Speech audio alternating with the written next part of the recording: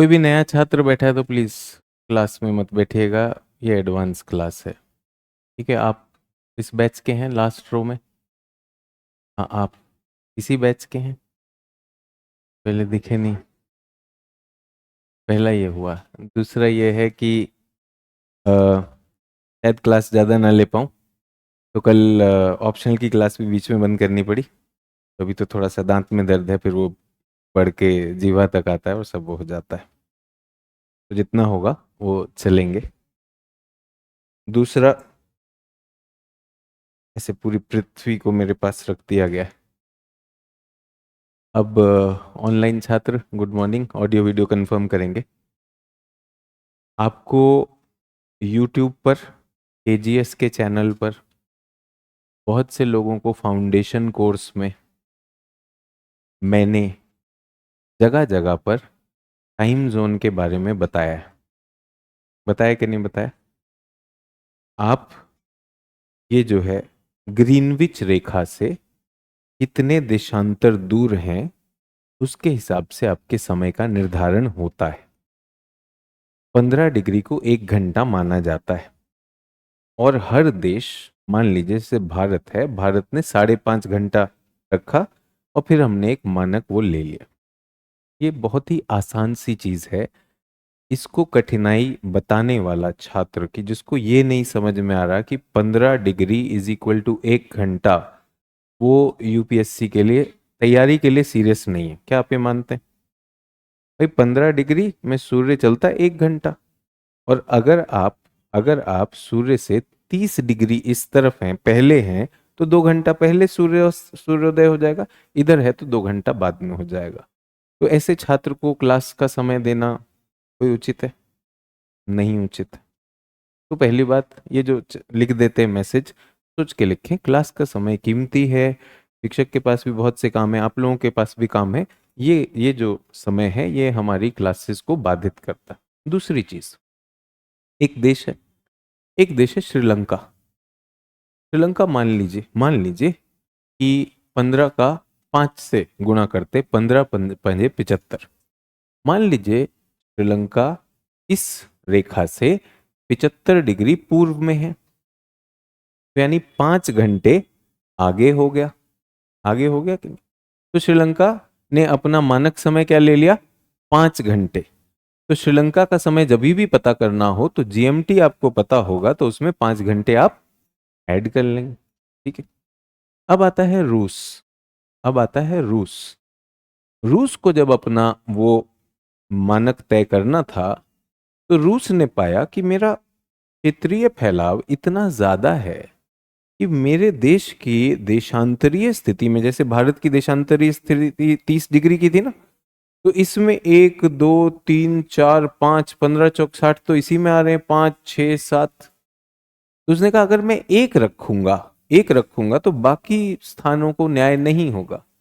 तो ऐसे क्षेत्र जिनकी स्थिति में ज्यादा विस्तार हो, वो एक से ज्यादा अधिक जो है मानक समय रेखा रखते हैं।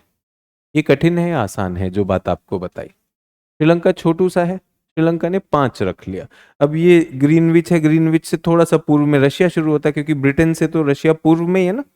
तो रशिया ने कहा चलो भाई 1 घंटा हूं मैं, अगर 15 डिग्री दूर था तो उसने कहा मॉस्को को मैं 1 घंटा ले गया। लेकिन और आगे गया, यूराल की तरफ गया, तो वो 30 डिग्री थे, उसने कहा भाई यूराल वाले को हमने 2 घंटा, वहां का एक और।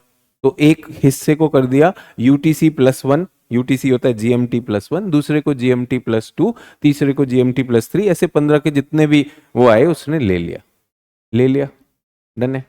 तो कोई भी देश जिसका देशांतरीय विस्तार 15 डिग्री से बहुत ज्यादा है, तो ताकि उस देश में समय का जो प्रबंधन है वो बेहतर हो सके, वो अपने ही देश को छोटी छोटी समय की इकाइयों में बांट लेता है और हर इकाई का एक मानक समय ले लेता है।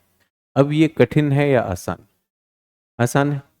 तो अब इसको, अगर कोई, ये बात मैंने बता दी, बड़े धैर्य से बड़े प्रेम से बता रहा हूं, ये हर शिक्षक से पूछेगा और ये छात्र पास नहीं होगा। ये छात्र, मैं बता रहा हूं, सीरियस नहीं। तो इनका सवाल ये है, टाइम जोन कई देशों में 4 से अधिक होता है। 4 से अधिक होता है। उसके बाद ये फंसाने वाले छात्र होते हैं, जैसे यूके। अब आप सोचिए, यूके तो छोटा सा ही है, यूके का तो ग्रीनविच ही होगा, होगा कि नहीं होगा? अभी देखिए, मतलब सामान्य है, ये खेल खेलने वाले छात्र हैं जिनको पढ़ाई से ऐसा कोई खास वो लेना नहीं। अब मुझे एक बात बताइए, अगर श्रीलंका है, श्रीलंका में एक बिंदु है, एक बिंदु है तो एक ही मानक समय होगा। और अगर रूस है, कनाडा है, यूएसए है, तो कितने होंगे? एक से अधिक होंगे। ये सामान्य है, इसके बाद और कुछ नहीं सोचना। यही नियम है और यही भूगोल है। भूगोल यहां पे खत्म हो जाता है, भूगोल लॉजिक पे बना है, तो इसके आगे नहीं सोचना। अब ये छात्र जो पढ़ते नहीं हैं या फिर कोई भी अपना दिमाग को थोड़ा आगे पीछे नहीं चलाना चाहते हैं, जैसे वो मधुसूदन हुआ, ऑरोरा ऑस्ट्रेलिस बताओ कैसे बना, ये सब हो चुका है, क्लासेस पिछली हो चुकी हैं, कहीं पर भी ये वो है। तो ये जो हम आपको सुविधा देते हैं, इसका क्या फायदा? अब आप सोचिए, सिद्धांत के हिसाब से, सिद्धांत के हिसाब से यूके जो एक छोटा सा द्वीप है, उसमें एक से अधिक टाइम जोन होने चाहिए या नहीं होने चाहिए? सिद्धांत के हिसाब से नहीं होने चाहिए। छोटे बिंदु में एक से ज्यादा नहीं होने चाहिए, बट फिर भी हैं, फिर भी हैं। तो बचपन से हमें थोड़ा गणित पढ़ाया गया, थोड़ा विज्ञान पढ़ाया गया कि लॉजिक लगाओ। तो यार ये तो संभव नहीं है, क्योंकि छोटे में तो एक ही काफी होता है, बड़े में ज्यादा होता है। तो क्या चीज है? ये तो कोई अपवाद लगता है। स्वाभाविक है, कोई भी लॉजिकल छात्र सोचेगा अपवाद लगता है। तो अपवाद लगता है, तो ये अपवाद कैसे बना होगा? अरे हाँ, ब्रिटेन तो एक उपनिवेशिक ताकत भी तो रहा है। अगर ब्रिटेन का एक फॉकलैंड नाम का द्वीप है, फॉकलैंड नाम का द्वीप है कि नहीं, वो फॉकलैंड नाम का द्वीप अर्जेंटीना के पास है, अर्जेंटीना ने उस पर कब्जे की कोशिश की तो ब्रिटेन ने जाकर उसको आजाद भी कराया। क्या उसका देशांतर और ब्रिटेन का देशांतर सेम है? नहीं है। तो यानी वो तो किसी और टाइम जोन में होगा, ठीक है? तो यानी यूके का एक से अधिक हो गया, बट क्या वो यूके की मुख्य भूमिका होगा या किसी और चीज का होगा? हो सकता है कि नहीं? तो मेरा लॉजिक ये कहता है, मेरा लॉजिक ये कहता है। तो उस दिन अगर यूपीएससी हमसे पूछ लेती है कि भाई निम्नलिखित में से, और ये मैं काम करवा चुका हूं, ये मैं क्लास में करवा चुका हूं, जनरल ज्योग्राफी की जो क्लास हुई है अभी, उसमें भी मैंने करवाया, जो इस बार यूपीएससी ने प्रश्न में पूछ लिया कि निम्नलिखित में से कौन से देशों में कम से कम 4 टाइम जोन हैं या नहीं है। तो वो देश हैं, देशों की सूची है, भाई इन इन देशों में होता है, वो स्टैटिक काम है। अब इसको लार्जर देन लाइफ बहुत बड़ा सवाल बनाकर, टाइम जोन कई देशों में 4 से अधिक होता है, यूएस और फ्रांस से कुछ भौगोलिक रूप से छोटे हैं, तो टाइम जोन का निर्धारण करने के कारकों को ध्यान में रखकर किया जाता है, इन कारणों को बताइए। सिर्फ और सिर्फ देशांतरीय विस्तार, कुछ टेक्निकल नहीं है। आप 15 डिग्री के अंदर अंदर हो तो एक आपके लिए काफी, एक आपके लिए काफी। अगर आप 30 डिग्री के हो तो आपके लिए एक और चुन लो, एक और चुन लो। अगर ऐसा है 45 के हो तो 3 ले लो। अब 3 में कौन सा लोगे वो आप आजाद हो। यस और नो, ट्रू और नॉट? अब ये Madhusudan Kumar, where this topic you teach us, please tell me. General geography, general geography में ये पढ़ाया गया है, सामान्य भूगोल में ये पढ़ाया गया है। जब सूर्य की किरणें वायुमंडल पर आती हैं, तो ये इस बैच में बताइए, मधुसूदन कुमार के बैच में छात्र बताएंगे कि क्या आपको वायुमंडल, क्या आपने जनरल ज्योग्राफी की क्लास की है या नहीं की है? जल्दी से बताएं। मधुसूदन कुमार, चंद्रगुप्त मौर्य, आप भी इसी बैच के हैं, रोजी परवीन भी इसी बैच के हैं, तो जल्दी से बताइए सभी छात्र। चंद्रगुप्त मौर्य कह रहे हैं ये हो गया, श्री कह रहे हैं ये हो गया, सभी लोग इसी बैच में। तो मधुसूदन जी आप ही के बैच में प्लीज इसको पढ़िए। ये बहुत बहुत ही ज्यादा, ये बहुत ही ज्यादा गलत लगता है कि शिक्षक का कोई मान नहीं है। कहाँ पढ़ाया बताओ? तो ये आपका बैच बता रहा है कि जब सूर्य की किरणें आती हैं, सौर विकिरण में जो हमारे सौर का जो कण होते हैं, वो जब सौर पवन आती है तो हमारा चुंबकीय क्षेत्र उन्हें ध्रुवों की तरफ ले जाता है। मधुसूदन जी अब आपका लाइन से उत्तर आ रहा है, अब आप बताइए आपने ये क्यों किया, क्या मिला? मधुसूदन जी आप रोज करते हैं, आपके प्रश्न को बस यही तो कहा कि ये पहले हो चुका है, कर लीजिए। और इसमें क्या है, इसमें क्या प्रश्न है ये बताइए मुझे। सिंपल, मैंने कहा कि ज्योग्राफी से सिंपल और कुछ नहीं मिलेगा, सिर्फ एक चीज कि आपके उसको देशांतर से आपका समय निर्धारित होता है, 15 का गुणांक होता है। छोटे देश एक रखते हैं, बड़े देश एक से अधिक रखने के लिए बाध्य हो जाते हैं। वो भी उनकी सरकार का निर्णय है, उनकी पूरी सरकार का निर्णय है। और अगर एक छोटे देश में एक से अधिक हो गया तब भी लॉजिक तो ये रहेगा, तब भी लॉजिक यही रहेगा।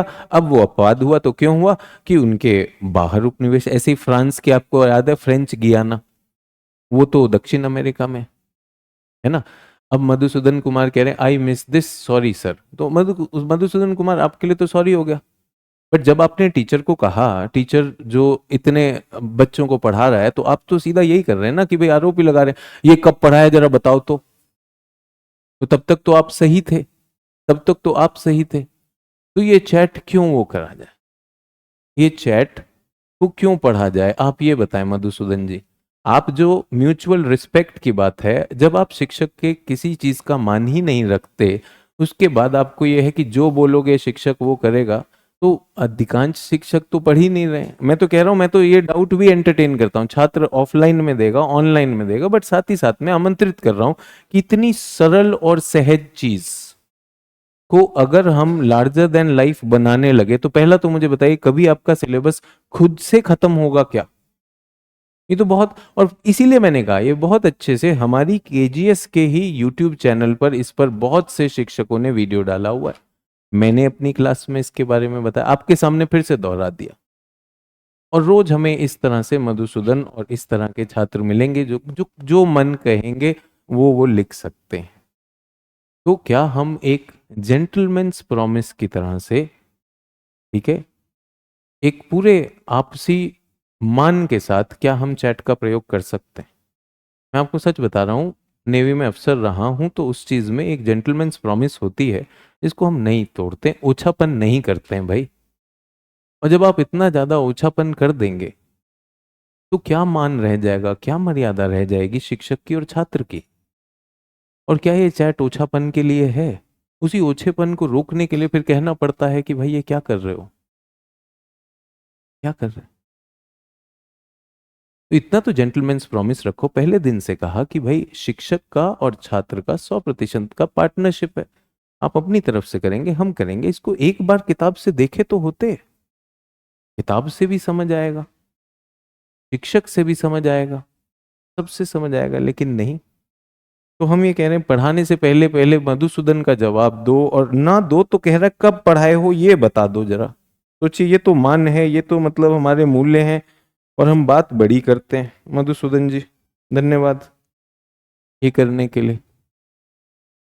अब किस पर आ गए, अपवाह तंत्र।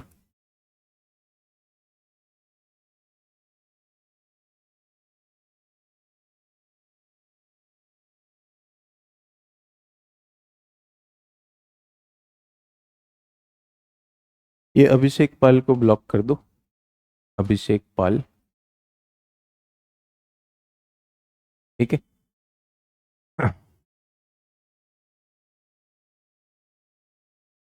ये गौरव को भी ब्लॉक करो, ब्लॉक करो,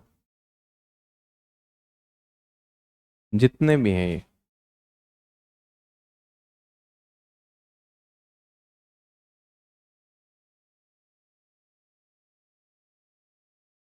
अपवाह तंत्र तो एक शब्द है हिंदी का, प्रवाह।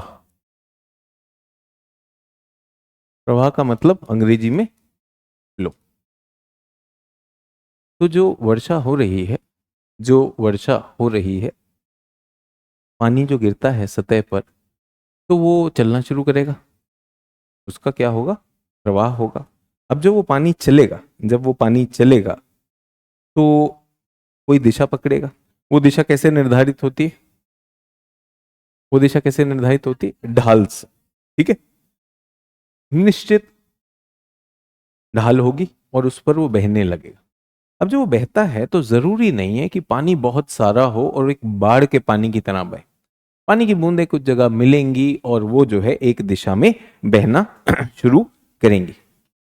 तो जब ये पानी है, मान लीजिए सतह पर ये पानी गिरता जा रहा है, ये गिर रहा है, ये गिर रहा है, ये गिर रहा है, ये पानी गिरता चला जा रहा है, कहां पर? सतह पर। तो ये सतह तो यूनिफॉर्म नहीं होगी, तो यहां पर क्या होगा, जहां पर भी थोड़ी सी और ढाल होगी तो वहां पर एक रास्ता, एक मार्ग बन जाएगा, बन जाएगा। इसे कहते हैं वाहिका। क्या कहते हैं? वाहिका। तो प्रवाह है, प्रवाह एक दिशा में चलने लगा और उसको आप, अभी तो केवल वाहिका है, वाहिक मतलब दिशा दिखाने वाला एक मार्ग, और इन वाहिकाओं से ये वाहिकाएं चल रही, ठीक है। वाहिकाओं या निश्चित मार्ग में बहने वाली वाहिकाओं से जो जल का प्रवाह होता है उसे अपवाह कहते हैं, ठीक है। निश्चित वाहिकाओं, लिखिए लिखिए, निश्चित वाहिकाओं के माध्यम से, निश्चित वाहिकाओं के माध्यम से सतही जल के प्रवाह को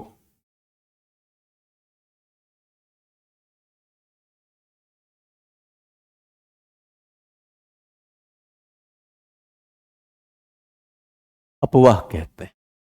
तो ये क्या आ गया? अपवाह शब्द क्लियर हो गया?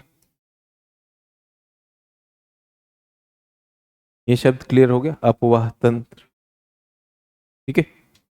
ये हो गया अपवाह। अब संदीप कुमार कह रहे हैं ड्रेनेज। देखिए, अगर मुझे अंग्रेजी में पढ़ाना होता, मैं तो अंग्रेजी का ही शिक्षक हूं, तो मैं ड्रेनेज ही करवाता ना, वरना फिर ऐसे आएंगे मधुसूदन आएंगे और मधुसूदन जैसे आएंगे, तो ये संदीप कुमार को प्लीज ब्लॉक करिए। अब शिक्षक ने, आपने एक जेंटलमैन्स प्रॉमिस तोड़ी है, तो बिल्कुल वो है भाई, बिल्कुल। अंग्रेजी ना दिखाएं मुझे, ड्रेनेज ना दिखाएं, हिंदी का है, जरा दिखा सकते हो तो हिंदी दिखाओ फिर, ठीक है। अभिषेक पाल जैसे, और ये जितने भी हैं, जितना जो दिखा रहे हो वो हमें क्लियर है, बहुत ही क्लियर है ये जितना भी है। और मैं फिर से कह रहा हूँ, इस मामले में अंग्रेजी माध्यम कम से कम आंख में आंख डाल के बात तो करेगा, फिर वो उसका अनुसरण भी करेगा। आप अनुसरण भी नहीं करेंगे और ये भी खेल लेंगे अभिषेक पाल जी, अंग्रेजी माध्यम जितना मादा नहीं रखेंगे, हिंदी माध्यम को मान नहीं देंगे, तो हो नहीं पाएगा। डन। अब अगर मैं एक हेलीकॉप्टर, हवाई जहाज से इसका एक वायु से चित्र लूं, तो ये एक जाल दिखाई देता है, ठीक है। इन वाहिकाओं के जाल को तंत्र कहते हैं। अगला लिखेंगे कि सतह पर वाहिकाओं के जाल को, सतह पर वाहिकाओं के जाल को अपवाह तंत्र कहते हैं।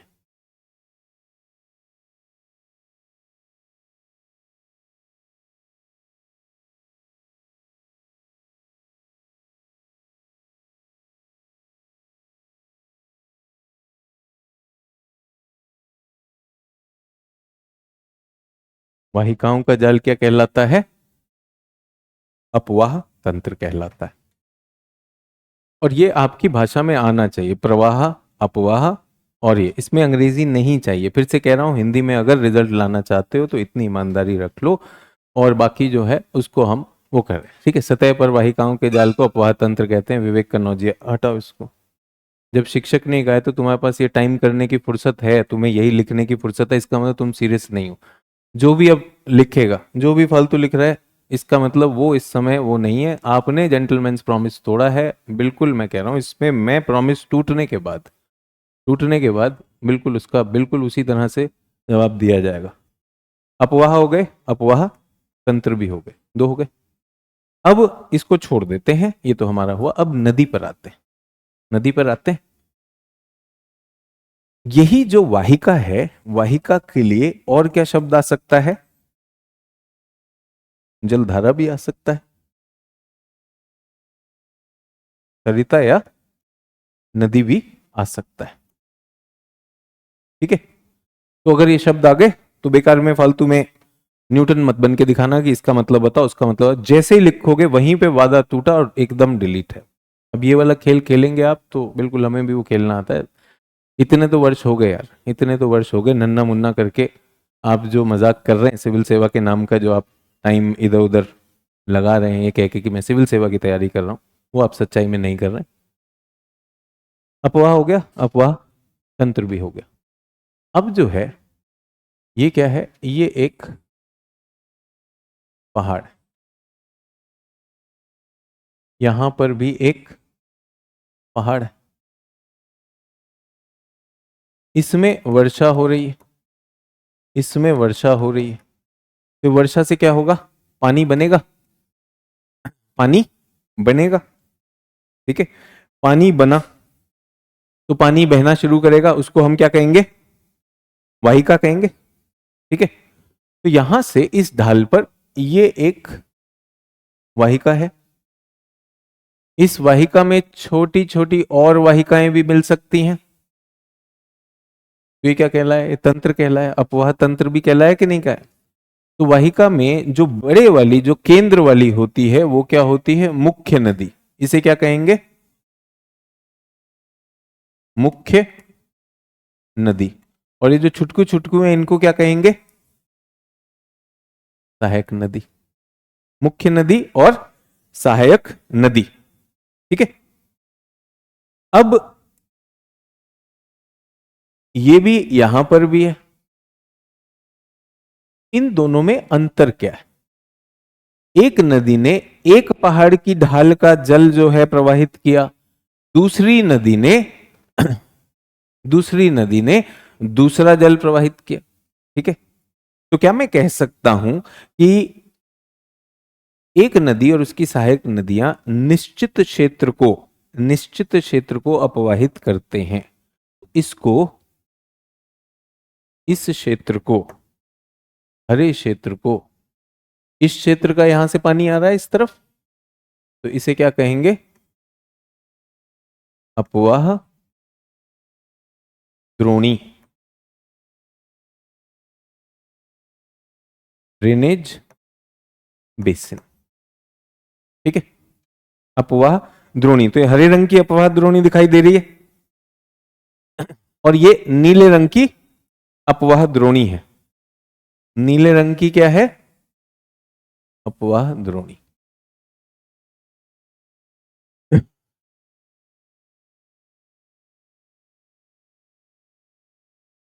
नदी व उसकी सहायक नदियों द्वारा अपवाहित क्षेत्र क्या कहलाता है, अपवाह द्रोणी, ड्रेनेज बेसिन। क्लियर है। अब ये हरे वाला पानी नीले की तरफ क्यों नहीं जा रहा है, हरे वाला पानी नीले वाले क्षेत्र में क्यों नहीं जा रहा है, क्यों नहीं जा रहा है सर। यहां पर जो है ना, ये अलग पहाड़ है, इनकी ऊंचाई अलग है कि नहीं। ये पानी इधर जाएगा, ये पानी कहां जाएगा, इधर जाएगा, लेकिन इधर का पानी, अगर यहां पर मुझे एक द्रोणी बनानी होती तो वो द्रोणी ऐसी बनती, यहां की द्रोणी अलग बनती कि नहीं बनती। दो अपवाह द्रोणियों को विभाजित करने वाली जो ऊंचाई का क्षेत्र होता है वो क्या कहलाता है, वाटर डिवाइड। वो क्या कहलाता है, वाटर डिवाइड, यानी जल, जल विभाजक।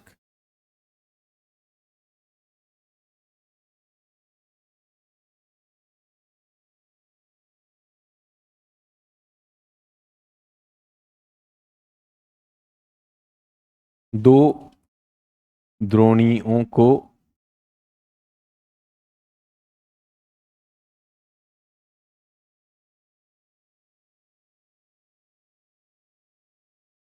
ठीक है, अपवाह तंत्र, अपवाह द्रोणी, वाहिका, जल विभाजक। क्लियर हो गया।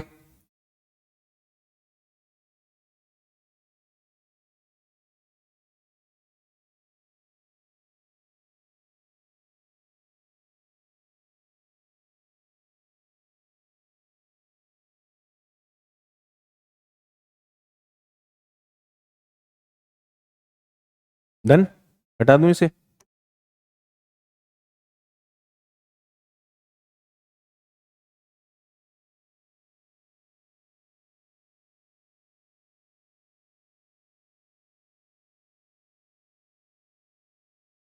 बड़ी नदी, बड़ी नदी, उसमें छोटी छोटी सहायक नदियां।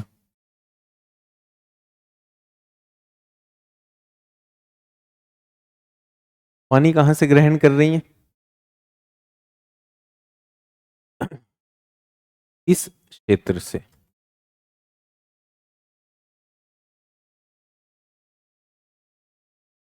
ये जो बिंदु हैं ये क्या हो गए? जल विभाजक। ये जल विभाजक है, तभी तो ये नदी इधर है। एक और नदी भी हो सकती है, वो कहां होगी? वो हो सकता है यहां बह रही हो, बह रही हो सकती है। तो उसका भी क्या होगा? अपना जल विभाजक होगा, जल विभाजक होगा। इसमें भी सहायक नदियां जुड़ जाएंगी। सभी लोग मेरे साथ? डन। तो क्या मैं कह सकता हूं ये ए और ये बी,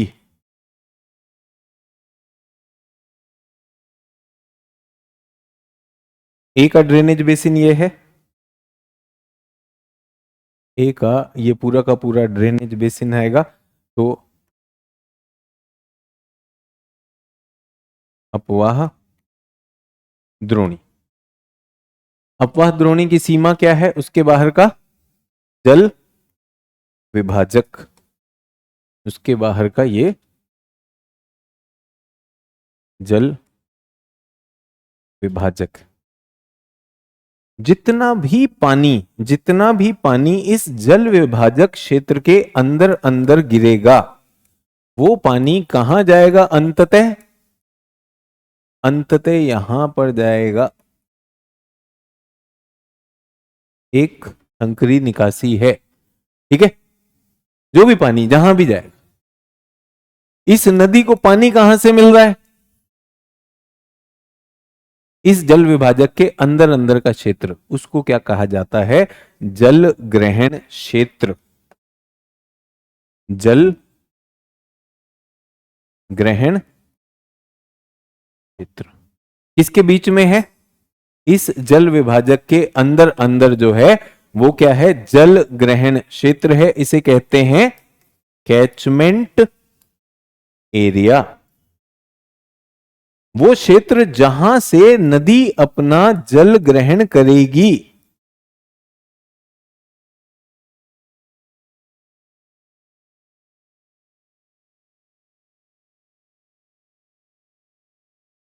समझ में आया?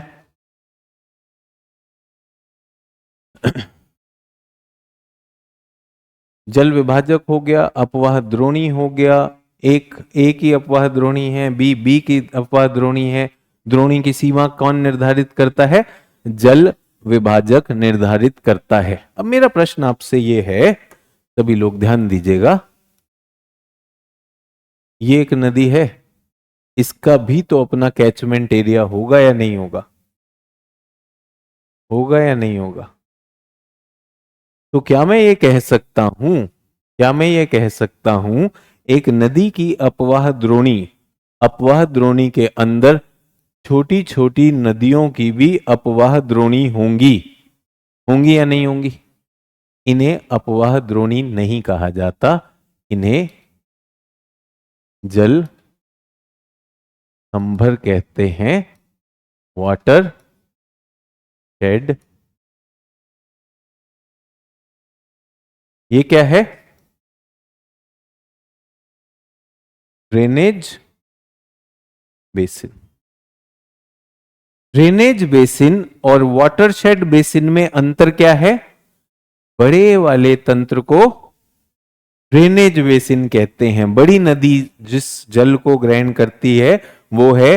तो क्या मैं कह सकता हूं एक अपवाह द्रोणी में बहुत सारे जल संभर हो सकते हैं, बहुत सारे जल संभर हो सकते हैं, ठीक है? अब भारत में गंगा नदी है, गंगा नदी के विकास पे कार्य करना है, गंगा नदी का प्रदूषण खत्म करना है। इस पे भारत सरकार ने बहुत सारा पैसा निवेश किया हुआ है। गंगा नदी का प्रदूषण हटाने के लिए भारत सरकार चिरकाल से पैसा ही पैसा लगा रही है। गंगा नदी साफ नहीं हो रही या हो गई है? नहीं हो रही है। ऐसा ही कुछ यमुना का भी है। तो भारत सरकार को एक एक प्रस्ताव दिया जाता है कि गंगा नदी, गंगा द्रोणी को साफ करने की नीति को बदल दीजिए। गंगा द्रोणी की जगह गंगा से संबंधित सारे जल संभरों को ध्यान दे दीजिए, तो गंगा स्वतः ही साफ हो जाएगी कि नहीं हो जाएगी। इसे कहा जाता है वाटर शेड मैनेजमेंट प्रोग्राम। कभी आपने जल संभर प्रबंधन कार्यक्रम के बारे में पढ़ा हो, सुना हो तो ये ठीक है। तो क्या करो, छोटी छोटी इकाइयों को साफ कर दो तो बड़ी इकाई क्या हो जाएगी? खुद ही हो जाएगी। तो अगर हमें काम करना है, जिसे हम कहते हैं पंचायती राज, नीचे से ऊपर की ओर आई, नीचे से ऊपर की ओर आई। बट क्या क्या देश केवल पंचायती राज नीचे से ऊपर से ही चलना चाहिए, या देश में कुछ राष्ट्रीय प्राथमिकताएं भी देखनी चाहिए? नहीं तो पंचायती चुनाव में जो पंचायत के मुद्दे हैं और राष्ट्रीय मुद्दे अलग होते हैं कि नहीं होते? तो अगर हमें गंगा को साफ करना है तो हमें क्या करना होगा? दोनों अपनाने होंगे। एक तो जल संभर प्रबंधन करना होगा, ठीक है, छोटे छोटे क्षेत्रों का, और साथ ही साथ गंगा को एक राष्ट्रीय अंतरराष्ट्रीय नदी देखकर वो भी करना होगा, तब जाकर ये काम आएगा। सभी को समझ में आया? तो ये नदियों के बारे में हुआ पहली चीज। ये एकदम हर क्लास में बहुत बेसिक से चलता हूं, बहुत ही आसानी से उसको चीज को आपके सामने रखता हूं, और उद्देश्य ये है कि ये अंग्रेजी में है बट आपको हिंदी में देना है, तो ये शब्द आने चाहिए, ठीक है। वाटर शेड हो गया। कभी कभी जिसको हमने जल विभाजक कहा है। जल विभाजक, क्या मैं कह सकता हूं छोटी छोटी नदी का जल विभाजक ही उसका वाटरशेड की सीमा निर्धारित करता है कि नहीं? तो कभी कभी किन्हीं परिस्थितियों में जल विभाजक और वाटरशेड को, दोनों को समानार्थी मानकर यूज किया जा सकता है, तो कोई दिक्कत तो नहीं। जनरली वाटरशेड किसका सूचक है? छोटे का। द्रोणी किसका सूचक है? बड़े का सूचक है। मोटे तौर पर यह है, बट बात करते हुए किसी एक व्यवस्था में आती है तो वो इसको भी कर सकते हैं, तो नियम के रूप में आपको ये बता दिया, ठीक है। अब हम आते हैं नदियों के अपवाह में कुछ और चीजें।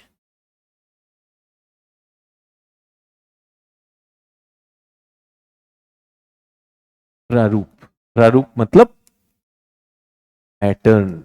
एक तरह के जो नदी तंत्र होता है उसकी ज्यामितीय आकृति जो है, हम उसकी बात कर रहे हैं। नदियां जो बह रही हैं वो किस तरह से बहती है, ठीक है, वो किस तरह से बहती। तो जो सबसे सामान्य आकृति है नदियों की जो आकृति है, जो जाल बनता है, जाल की जो आकृति है सबसे सामान्य, वो कुछ ऐसी है,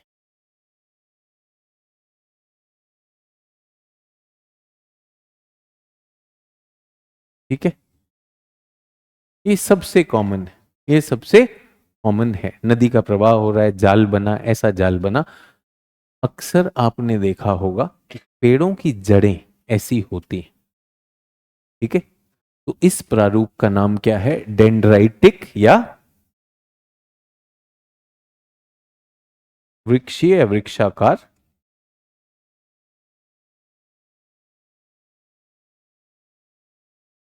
चलेगा।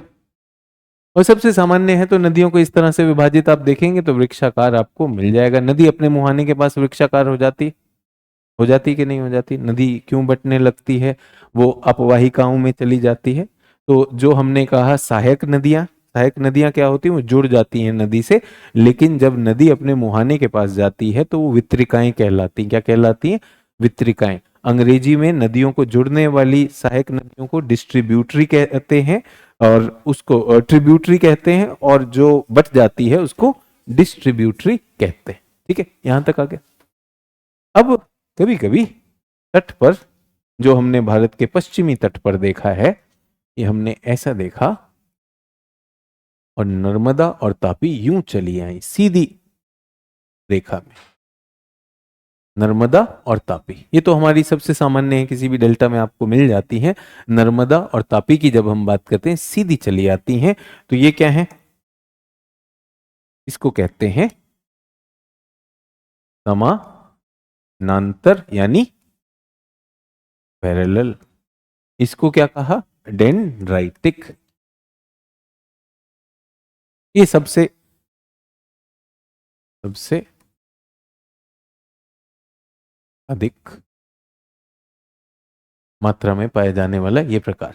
हाँ जी, अब मेरे पास ये पर्वत की चोटी है, पर्वत की चोटी, अगर इस पर पानी बहेगा तो क्योंकि बीच में जल विभाजक हैं तो पानी चारों दिशाओं में बहेगा कि नहीं बहेगा। अगर मैं इसको हेलीकॉप्टर से चित्र लूं तो ये इसकी चोटी ऐसी दिखाई देगी मुझे, और चोटी से अलग अलग दिशाओं में पानी बहता दिखाई देगा। इसको क्या कहते हैं, आरीय रेडियल। कहां पर बताया हमने इसे, अमरकंटक में हमने बताया, ऐसा ही काठियावाड़ में भी हम बता चुके हैं, तो वहां भी बता चुके हैं। तो इसी चित्र को अगर हम टॉप से देखें तो ये सारी चीजें जो है, हम ऊपर से जाल देख रहे हैं, जाल कहां से देखा जा रहा है, ऊपर से। यहां तो हमने आपके लिए साइड में एक पर्वत बना दिया, ये तो हमने एक पर्वत बनाया था, लेकिन ऊपर से आर्य दिखाई देगा। डन, ठीक है। तो केंद्र अपसारी कह सकता हूं इसे, केंद्र से दूर जा रहा है, केंद्र अपसारी यानी सेंट्री फ्यूगल भी कहते हैं। केवल शब्दों का खेल है और कुछ नहीं, केवल शब्दों का खेल है और कुछ भी नहीं। डन, ये सब टॉप व्यू है, जाल हम देख रहे हैं, ऊंचाई से देख रहे हैं, हम टॉप व्यू ले रहे हैं, टॉप व्यू हम ले रहे हैं। तो आपको जब जब ये शब्द कहीं पर भी यूज होंगे तो ये चलता रहे, ठीक है। डन, तो 1 2 3 तो हो गए, 1 हो गया, 2 हो गया, 3 हो गया। अब चौथे पर आते,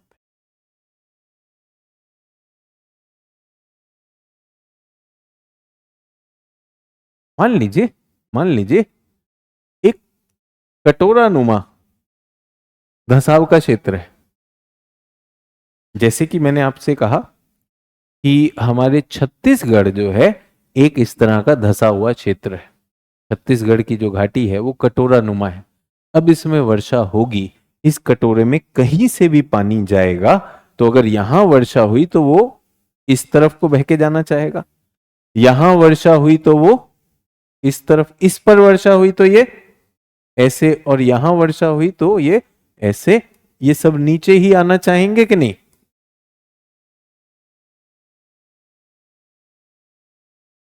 ठीक है, अभी तक एक शब्द का यूज किया था, केंद्र अपसारी, अब क्या कहूं, केंद्र अभिसारी, केंद्र अभिसारी। तो जैसे हमारा ये छत्तीसगढ़ का कटोरा है,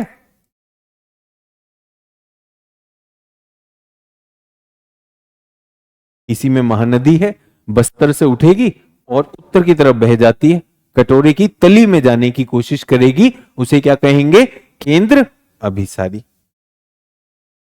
5 नंबर, 5 नंबर।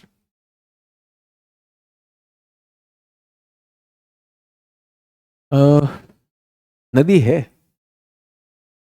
अभी हमने आजकल समाचार में मजाक उड़ाते हुए भोपाल का एक पुल आ रहा है कि वो पुल ऐसे घूमना चाहिए था, उसकी जगह कैसे घूमा, ऐसे घूम रहा है।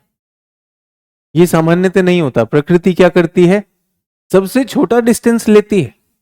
सामान्यतः प्रकृति क्या करेगी, सबसे छोटा डिस्टेंस। तो उसे ऐसे कहा जा रहा है कि भाई पुल ऐसे बन सकता था, आपने कैसे खींच के बनाया, उससे दुर्घटना भी हो सकती है।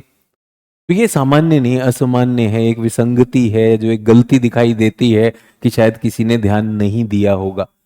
कभी कभी नदी में भी ऐसे ही 90 डिग्री के मोड़ आ रहे हैं। अब ये समझ में नहीं आता, ये नदी ना आ रही है जा रही है, और आप लोग इसे सोच रहे होंगे ये पहाड़ पर ऐसे गिर रही है, ध्यान रखिएगा, ये पहाड़ नहीं, ये तो ऊपर से लिया जाए ना, हेलीकॉप्टर चित्र है। हेलीकॉप्टर से नीचे आप देख रहे हैं नदी ऐसे बह रही है, तो ये गलती नहीं करनी कि पहाड़ से गिर रही, तो ये कैसे बहा होगा, इसको उन्होंने सोचा। उन्होंने कहा ये असामान्य है, तो हो सकता है कि ये नदी एक ऐसे क्षेत्र से बह रही है जहां बहुत ही कठोर चट्टान है, और कठोर चट्टान के बीच में जो गैप है वो कमजोर चट्टानों से बना है। ठीक है, तो ये क्या कर रही है, इनके बीच में से बहते हुए जा रही है।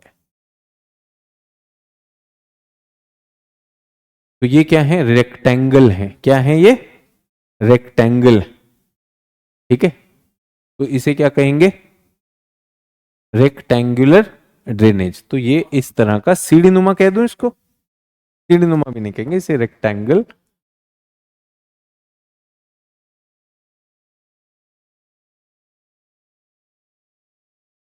ठीक है,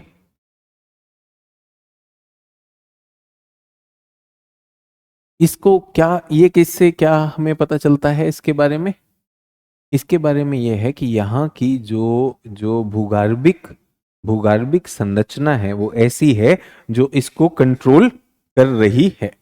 अब मैं आपसे पूछना चाहता हूं, आपके घर में या कहीं पर भी आपने देखा होगा बाथरूम में जमीन पे टाइल लगाई जाती, टाइल लगाई जाती है कि नहीं लगाई जाती, तो टाइल के बीच में जो दरार होती है, पानी या कोई भी चीज उसी में बहेगा कि नहीं बहेगा।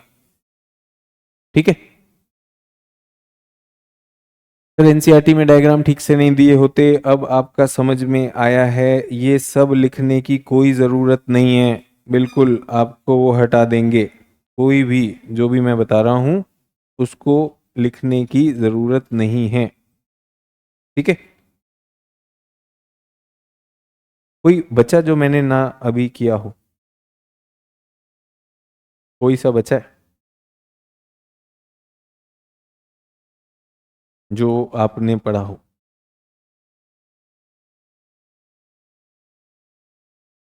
हटा, थोड़ा सा अलग है। रेक्टेंगल को हिंदी में क्या कहेंगे, आयताकार। फिर कह रहा हूं इसीलिए हिंदी का ध्यान रखिए।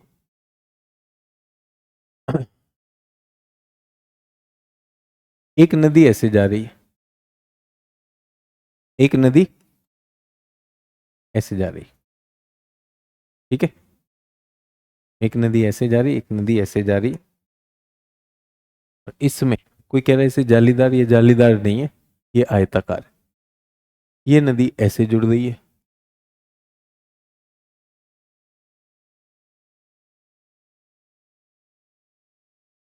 सहायक नदियां इसमें 30 डिग्री के कोण से भी कम से जुड़ रही हैं, 30 डिग्री के कोण से भी कम से जुड़ रही हैं।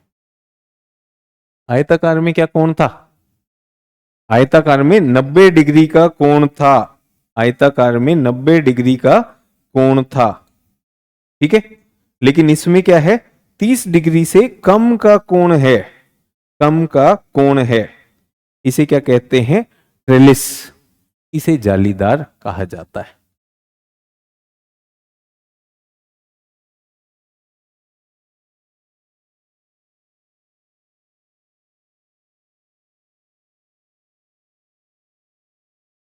जालीदार,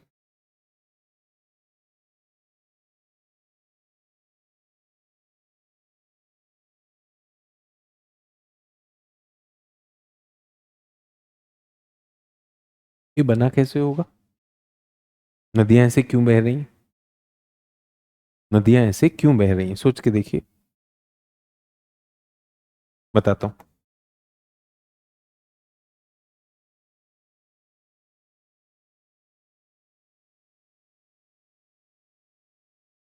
इसको बनाना नहीं है, ठीक है, पहले देखिएगा, प्रक्रिया बता रहा हूं।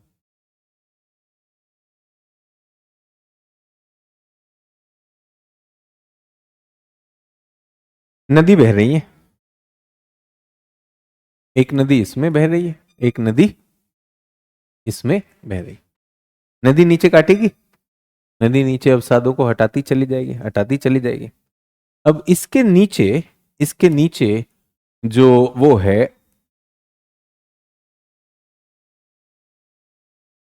कौन सी चट्टाने हैं? आग्नेय चट्टाने। इसके ऊपर क्या है? इसके ऊपर क्या है? अवसाद। किसको काटना आसान है? अवसाद को काटना आसान है। तो ये नदियां तो बह रही हैं, उसके बाद ये नदी क्या करती हैं? ये नदी यहां तक काट दिया इन्होंने, अब क्या आ गया इनका? आग्नेय चट्टान आ गई। अब काटना आसान है या मुश्किल है? मुश्किल है। और यहां पानी गिरता रहता है, तो इसने यहां से काटना शुरू किया, यहां से काटना शुरू किया, और ये इतना गहरा हो गया। ठीक है, तो अब यहां पर क्या हो गया? एक और नदी आ गई है। कौन सी नदी आ गई है? तीसरी नदी जो ऐसे बह रही है। अभी जो ऊपर का पानी है, क्या ये हो सकता है कि इसका पानी इसमें जाने लगे? संभव है, क्योंकि ये तो ज्यादा नीचे काट नहीं पा रहा है, ये तो काट नहीं पा रहा है, तो इसका पानी किस में आने लगेगा? इसमें आने लगेगा। बन गई ट्रेलिस। बन गई कि नहीं बन गई ट्रेलिस? तो ट्रेलिस सामान्यतः नहीं बनेगा। ट्रेलिस में यह है कि दो नदियां तो बह ही रही थी, समानांतर बह रही थी, अब क्या हुआ? उनके बीच में एक और नदी आ गई, वो निचले स्तर पर है। वो कहां पर है? निचले स्तर पे। तो ये ऊपर वाला पानी, इसको ज्यादा ज्यादा वो हो रहा है, घर्षण हो रहा है, तो ये क्या करता है? अपना रास्ता ढूंढकर उसमें चला जाता है। ट्रेलिस बन गया। सभी लोग क्लियर हो गए? ये आपको वहां दिखाना नहीं है जीएस के छात्र को। जैसा कि किसी ने कहा कि सर एनसीईआरटी से शायद मुझे समझ नहीं आया, तो ये मैंने आपके लिए बना दिया। तो ये क्या है? ये जो सहायक नदियां हैं,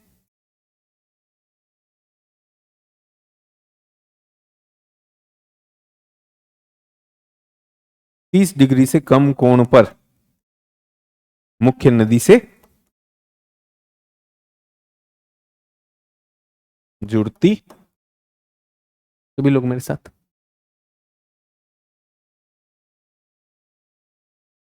तो ये कुछ नदियों के बारे में, नदियों पर अगर कोई प्रश्न आता है तो मैं चाहता था कि ये भी आपको समझ में आए। तो 6 नाम हो गए आपके पास: आयताकार, वृत्ताकार, ठीक है, वृक्षाकार, केंद्र अपसारी, केंद्र अभिसारी। इन्हीं को भारत में ढूंढना है, और भारत में उनसे जुड़ाव से जो प्रश्न आते हैं हम उन पर बात करेंगे। एक और चीज, नदियां, जो नदियों का जो प्रवाह की दिशा है, उसके लिए कुछ कुछ शब्दों का प्रयोग होता है। एक शब्द है अनुवर्ती। कौन सी नदी? अनुवर्ती। और दूसरा है अनुवर्ती और पूर्ववर्ती।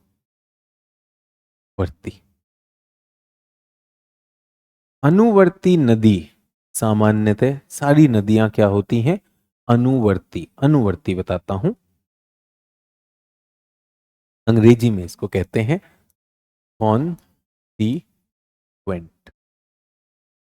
ठीक है, अनु शब्द से है अनुसरण करने वाली। अनुसरण क्या होता है? कुछ निर्देशों को फॉलो करना। जिस दिशा में आपने कहा मैं उस दिशा में जा रहा हूं, आपकी आज्ञा का पालन कर रहा हूं, उसे कहते हैं अनुसरण। तो जो नदी ढाल का पालन करेगी वो नदी क्या कहलाएगी? अनुवर्ती नदी।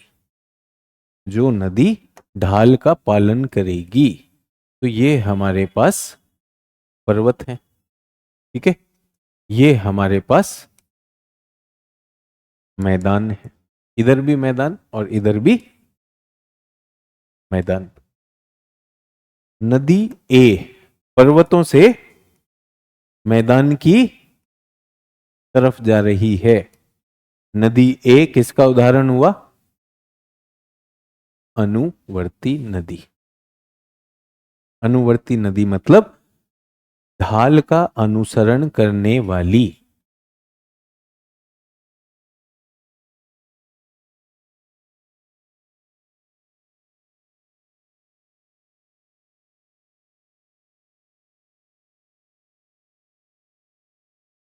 ढाल का अनुसरण करने वाली क्या होती है? अनुवर्ती। ठीक है, अब एक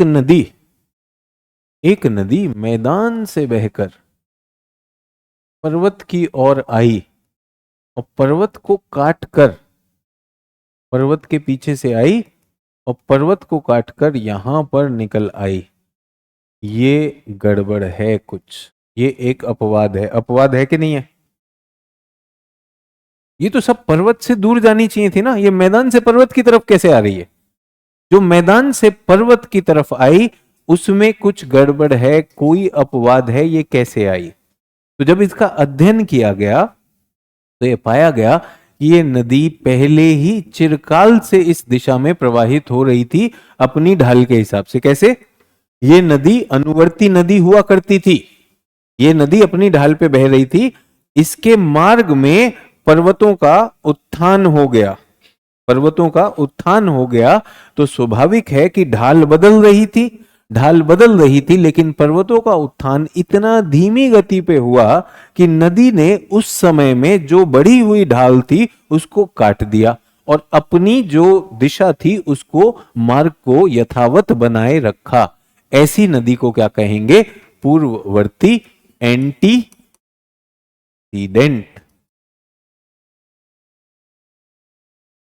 वर्तमान ढाल से पूर्व प्रवाहित वाहिका। जो भी वर्तमान ढाल जब भी बनी होगी, वर्तमान ढाल बनने से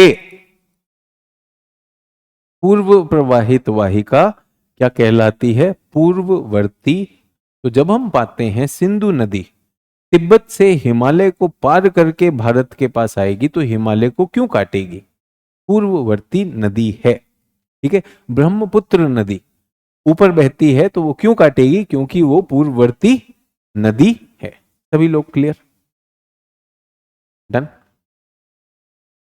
क्या हो गया? अनुवर्ती, पूर्ववर्ती, ये शब्द भी आएंगे। सारी नदियां अधिकांशतः क्या होती हैं? अधिकांशतः सारे छात्र अनुवर्ती होते हैं। शिक्षकों ने निर्देश दिया, शिक्षकों ने निर्देश दिया और उन्होंने फॉलो कर लिया। ठीक है, उसके बाद पूर्ववर्ती कौन होता है? जिस छात्र ने जो भी आज तक जीवन में पढ़ा है, तो शिक्षक तो पढ़ा ही रहे हैं, शिक्षक तो पढ़ा ही रहे हैं। अच्छा, ऐसा तो मैंने 10वीं में ही पढ़ लिया था, और ये तो बहुत आसान है। अच्छा, ये तो गणित में पढ़ा था, इसको यहां से जोड़ देंगे। कौन सी नदी ज्यादा ज्यादा आयु, ज्यादा अनुभव रखती है? अनुवर्ती नदी या पूर्ववर्ती नदी? पूर्ववर्ती, पूर्ववर्ती नदी। तो मैं क्लास के लिए निकला, आज बिल्कुल ऐसा था कि क्लास कैंसिल करने का हालत थी और अभी भी काफी दर्द भी है। तो वाइफ ने कहा छोड़ दो, मैंने कहा नहीं, देखते लेते हैं क्लास। 8 बजे थे, देखा 7:30 बजे पिताजी का फोन आया, 7:15 बजे फोन आया है। मैं नहीं ले पाया क्योंकि मेरे दांत में दर्द था। मैंने क्लास के लिए निकलने से पहले उन्हें फ़ोन किया, बोले सुबह पल्स रेट बहुत ज़्यादा हो गया, 200 प्लस हो गया, और ब्लड प्रेशर तो पता ही नहीं चल रहा था मशीन में, मुझे चक्कर आए, मैं गिर गया। अब मैं क्लास के लिए निकला हूँ, निकलना है मुझे। मैंने पिताजी से कहा, और क्योंकि मैं उनके साथ फॉलोअप कर रहा हूँ उनके उपचार के बाद, तो मैं उन्हें अभी जो है हृदय के डॉक्टर को दिखा के आया था पिछले महीने। मैंने कहा पिताजी पहला उनसे बात करिए आप, एकदम से मैं अभी क्लास के लिए नहीं निकल रहा हूँ।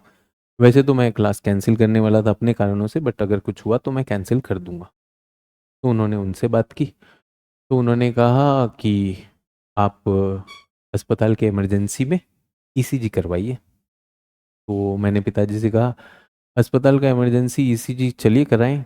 बोले यार वो तो 1 घंटे पहले हुआ था मुझे, अब उसके बाद जो तुमने कुछ बता रखा है, जो डॉक्टर ने बता रखा, उससे जो है चीज़ें थोड़ी सी कंट्रोल में आई हैं, 140 और मुझे थोड़ा बेहतर लग रहा है।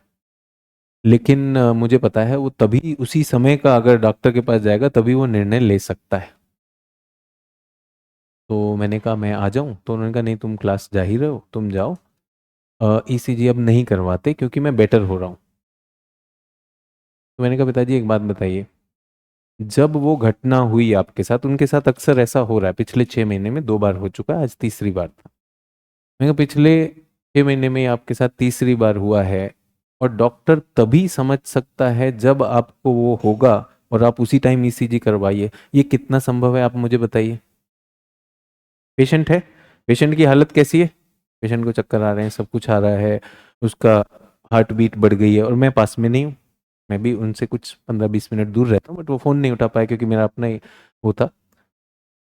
तो मैंने कहा ये डॉक्टरी मुझे समझ में नहीं आई, जब तक वो रिपोर्ट आएगी तभी मैं उपचार दे सकता हूं, अनुवर्ती या पूर्ववर्ती। उनका एक्सपीरियंस डॉक्टर है, 6 महीने में तीसरी बार ऐसा हो रहा है, इतने वर्षों से हजारों मरीज आपके पास गए होंगे, तो आप ये तो समझ सकते हैं कि ये किस दिशा में इशारा कर रहा है। समझ सकते कि नहीं समझ सकते। तो मैंने पिताजी से कहा कि पिताजी मैं आता हूं, उन्होंने कहा नहीं नहीं तुम क्लास के लिए निकलो, आज हम ये नहीं करवाते, अब जब अगली बार आएगा तो करेंगे। अब मैं बेटा हूं, अब मैं पिताजी के अगली बार आने का इंतजार करूं, भगवान ना करे अगली बार आए, तो मैं क्लास के लिए आऊं, अपना दांत पकड़ूं या पिताजी को, और पिताजी कह रहे हैं अभी मैं बेहतर हूं। मैं पिताजी सुनिए, हृदय जो है हमारा, हार्ट जो है इनवॉलेंट्री मसल्स में आता है। एक होती है वॉलेंट्री मसल्स, मतलब मैं अपना हाथ हिलाना चाहूं हिला रहा हूं, मैं आपसे बोल रहा हूं, मेरी जीभ जो है मेरी भाषा में, लेकिन अभी क्योंकि दर्द हो रहा है तो जीभ एक जगह पर जाकर उसमें दर्द होता है, वो हिला नहीं पाता हूं, वो इनवॉलेंट्री मसल होती है। तो हृदय भी इनवॉलेंट्री मसल है। मैंने कहा आपके हृदय को सुबह कुछ झटका लगा है, आप अभी ठीक महसूस कर रहे हैं, बाकी शरीर ठीक महसूस कर रहा है, लेकिन उस अंग को तो झटका लगा है कि नहीं लगा है, तो इसका ईसीजी होना जरूरी है। उनका लेकिन अब ठीक हो गया, अब ठीक आएगा, रिपोर्ट में ठीक आएगा। मैंने कहा मुझे कोई दिक्कत नहीं है, मैंने कहा मुझे कोई दिक्कत नहीं, ठीक आने दो, लेकिन उसमें अगर थोड़ा भी विकार आया है, और चाहे तो मैं डॉक्टर बदल दूंगा, तब तक मैं इन अनुवर्ती डॉक्टरों के साथ चलता रहूं यार। कोई तो मुझे एक्सपीरियंस वाला डॉक्टर मिलेगा कि भाई उस घटना के 1 घंटे बाद भी तो वो आते आते कुछ तो होगा, इतनी तो परख होनी चाहिए। पहले जो डॉक्टर हुआ करते थे वो नब्ज देखकर, नाड़ी देखकर बहुत कुछ वो करते थे। आज का डॉक्टर आपको हाथ भी नहीं लगाएगा, आप गए हैं डॉक्टर आपको हाथ भी नहीं लगाएगा, बस हाँ रिपोर्ट ले आओ, ठीक है ये। मैं अपने दांत का अभी तक डॉक्टर से मिला नहीं हूं, एक तो मेरा समय ऐसा हो रहा था, मेरे ऑप्शनल के साथ वो क्लास क्लैश हो रही थी, उन्होंने भी कहा बिना टेस्ट के मैं क्या करूं, ये सारे ले लो, अभी फोन पे ही चल रहा है। तो मैं फिर से कहना चाह रहा हूं कि ये सारी चीजें अनुवर्ती पूर्ववर्ती, आप सब छात्र, आप सब के सब छात्र क्या होना चाह रहे हैं, अनुवर्ती। शिक्षक बताएंगे 10 इकाई, मैं उससे ग्रहण करूंगा 5 इकाई, परीक्षा में मेरी परफॉर्मेंस होगी 2 इकाई और रिजल्ट नहीं आएगा। कह रहा हूं आप कैसे अपने को बुद्धू घोषित कर सकते हैं, ये जो प्रश्न आपने पूछा देशांतर की बात है। नदी से कह रहा हूं। उसके बाद खैर मैंने पिताजी से कहा पिताजी अगर मैं नहीं आ रहा हूं तो अपनी वाइफ को मैंने कहा तुम चली जाओ। तो उन्होंने कहा जब तक वो आएंगी यार तब तक सब हो जाएगा। मैंने कहा एम्बुलेंस भेज देता हूँ। उन्होंने कहा नहीं मैं खुद ही चला जाऊंगा, मैं बेहतर हो गया हूँ बट मैं जा रहा हूँ। तो आपकी क्लास शुरू करने से पहले मैंने उनसे पूछा, उन्होंने कहा मैं वहीं पर हूँ, उनके इमरजेंसी में भी दिखा लिया, आईसीयू में भी दिखा लिया, सब ने कह दिया अंकल जी आप ठीक हैं, और मुझे भी पता था मैं ठीक हूँ। मैंने कहा मुझे तो सुन के अच्छा लग रहा है कि आप ठीक हैं, क्योंकि मैं व्यक्तिगत रूप से नहीं हो सकता, क्योंकि मुझे यहाँ पर अपना एक दायित्व यहाँ भी निभाना है, बट मैं ये चाहता हूं कि वो हो जाए। और एक डॉक्टर भी ढूंढूंगा यार, कम से कम 3 बार अगर ऐसा होता है तो कहीं तो किसी दिशा में तो जा रहा होगा। ये अनुवर्ती डॉक्टर जो हमारे निकल रहे हैं, कुछ तो पूर्ववर्ती हो, कुछ तो आप में सिंधु नदी हो, कि आप हिमालय से भी पुराने हो, तो आप कुछ जानते हो। ठीक है, तो आपके शिक्षक भी बता रहा हूँ, केजीएस में बहुत सीनियर टीचर्स हैं आप लोगों के पास, इतने वर्षों से हमारे साथ छात्र पढ़े हैं हिंदी अंग्रेजी में, और उनके रिजल्ट आए हैं, कई परीक्षाओं में आए। हम वो सारा अनुभव आप तक देना चाहते हैं, और जिस भी स्थिति में आप देखेंगे आपके सारे, मैं केजेस के शिक्षकों को बिल्कुल कह सकता हूं कि अपने सारी चीजों को छोड़कर, व्यक्तिगत सारी चीजों को छोड़कर हम छात्र के लिए खड़े होते हैं। तो बहुत बुरा लगता है जब छात्र इस तरह की उद्दंडता। कहाँ पढ़ा है बताओ तो, ये भी आप लिख सकते हैं, तो लिख सकते हैं तो सच बता रहा हूं, एक अच्छा शिक्षक इस पर यह नहीं करेगा कि छात्र को बोलेगा, उसका शिक्षण पे से विश्वास हटने लगता है, वो जल्दी वो काम छोड़ देगा। यार अगर मुझे इसी प्रकार के छात्रों को पढ़ाना है, तो अगर मैं पूर्ववर्ती हूं, बहाव बंद कर दो भाई। बहुत सी चीजें, मास्टर स्ट्रोक क्यों बंद हुआ है? मास्टर स्ट्रोक का ईंधन ही ये है, मास्टर स्ट्रोक का ईंधन ये है। आप मुझे इंस्पायर रखो, मैं आपको इंस्पायर रखता हूँ। मास्टर स्ट्रोक में बहुत ज्यादा मन था कि हिंदी को ही देना है, हिंदी में ऐसे प्रश्न आते हैं। अंग्रेजी को हम दे चुके, अंग्रेजी में रैंक 1 कर दिया, रैंक 4 कर दिया, बहुत तो कर दिया। शिक्षक भी अपना कुछ एक स्तर और भी ज्यादा चुनौती लेना चाहता है, हिंदी में है ही नहीं भाई। हिंदी में यही बात हो जाती कि सर कैसे हो गया, ये तो यू के तो छोटा सा है, अब इसके एक से ज्यादा कैसे हो गए। मैंने नहीं पढ़ा है आपको, फॉकलैंड है, मैंने नहीं पढ़ा है, फ्रेंच गियाना है, फ्रेंच पॉलिनेशिया है, जब उसकी अलग अलग बाहर उपनिवेश हैं तो और बहुत सारे हो जाएंगे। सोच के देखिएगा ये, बाकी आपकी श्रद्धा है। मैंने कहा आजकल तो कंज्यूमरिज्म का जमाना है, मुंह पे फेंका हुआ है हमने, मास्टर जी के पैसा फेंका, लो फीस दी, अब करो गुलामी। वो अभिषेक पाल जैसे थे, 20 मिनट हो गए, आगे बढ़ो। अब ये ऐसे लिखने वालों के लिए कई बार सोचता हूँ क्लास बंद करो, पिताजी का ख्याल रखो यार, बहुत हो गया यार, इतने वर्षों से पढ़ा रहे हैं, क्या ही वो। और मैं तो इसमें बिलीवर हूँ, जिस दिन मुझे विश्वास हुआ कि अब मैं जहाज पे नहीं सेल करना चाहता, मैंने छोड़ दिया भाई। जिस दिन मुझे विश्वास हो जाएगा शिक्षा हो गई, जो वो है वो बंद हो जाएगी। ये सोच के देखिए, आपसे भी कहना चाहता हूँ अपने मन की करिए। अगर पढ़ाई में सच में हौसला भी है, दिल भी लगता है और अपना उद्देश्य क्लियर है, तभी तक करिए। किसी और के खिंचाव में कर रहे हैं चलेगा नहीं, बिल्कुल नहीं चलेगा, आप ही कष्ट में रहेंगे। अनुवर्ती पूर्ववर्ती, अब भारत पे आ जाए, भारतीय अपवाह तंत्र। तो अब ये जो शब्द आया अपवाह तंत्र के आगे एक विशेषण लगा दिया, भारतीय अपवाह तंत्र। इसने क्या चेंज किया?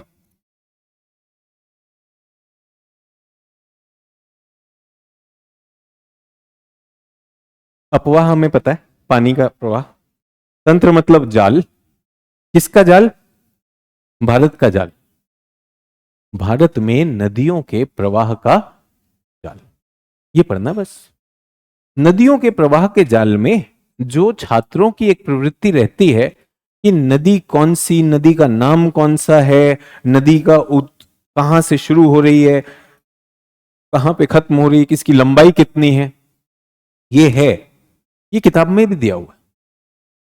इसमें कोई खास बौद्धिक कार्य नहीं है, इसमें बौद्धिक कार्य नहीं, इसमें कार्य है रटान का, रटान का कार्य है। तो शिक्षक का काम क्या होना चाहिए कि यार इन इन नदियों के रटान को और ज्यादा रुचिकर कर दिया जाए। रटना तो फिर भी पड़ेगा कि नहीं पड़ेगा?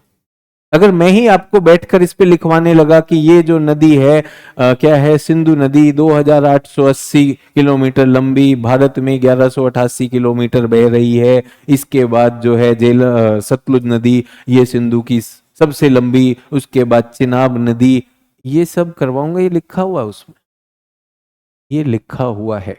इसको तो जैसे छात्र कहते हैं ना, सर जब क्लासेस खत्म होंगी तब मैं रिवाइज करना शुरू करूं। भाई ये तो पढ़ा हुआ है, इसे अभी से रिवाइज करो, ताकि आपको दोबारा दोहराने, तीसरी बार तेहराने चौहराने जो करना है उसका मौका मिले। इसमें मेरा इंतजार मत करिए, ये खड़ी हुई चीज है, इसमें डेड चीज है, डेड। बट हाँ, इसमें जो सिद्धांत है, जैसे अभी आपको एक भाषा दी कि नहीं दी, भाषा दी, इसकी जो समझ है वो सारी विकसित कराऊंगा।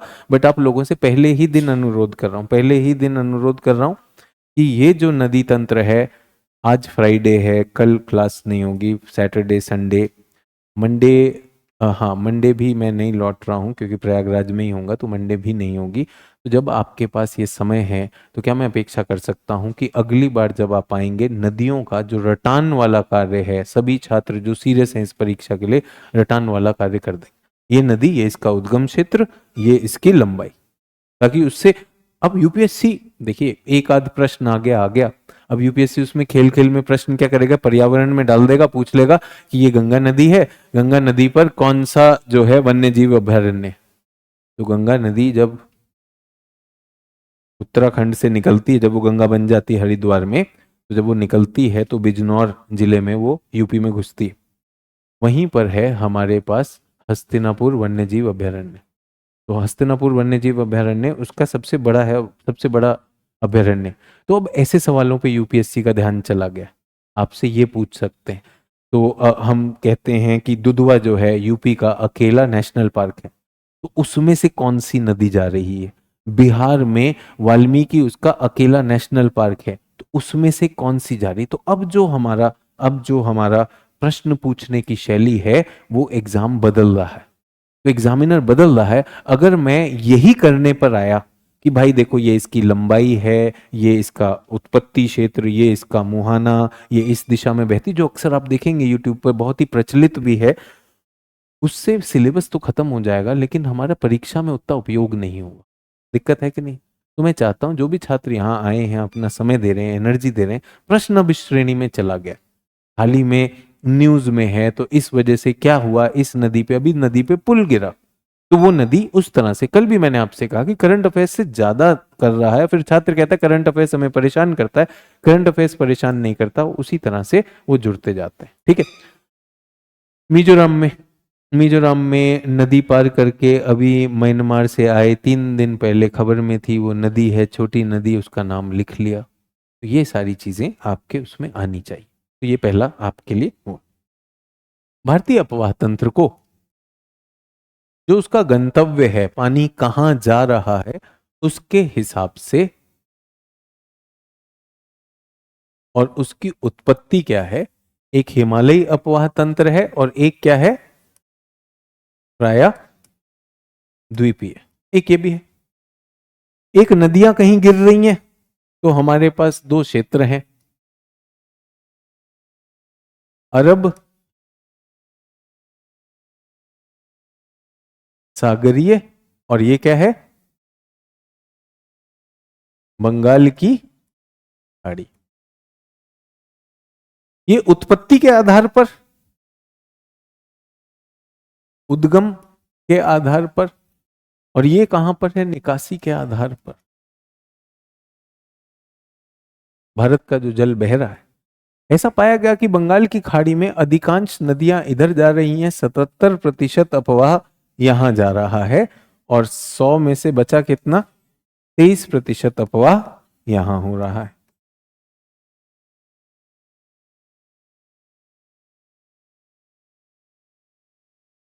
ठीक है।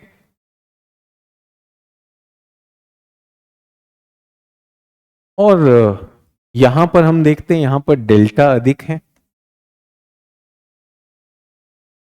डेल्टा निर्माण अधिक है, और यहां पर क्या है, नदमुख निर्माण, जिसे हम क्या कहते हैं, एस्चुरी। अब क्योंकि मैंने आपके साथ पूरा का पूरा भारत भूगोल किया, मुझे इसे समझाने का अब अवसर है कि मैं इसमें कारण कह दूं कि यहां पर मंद ढाल है और यहां पर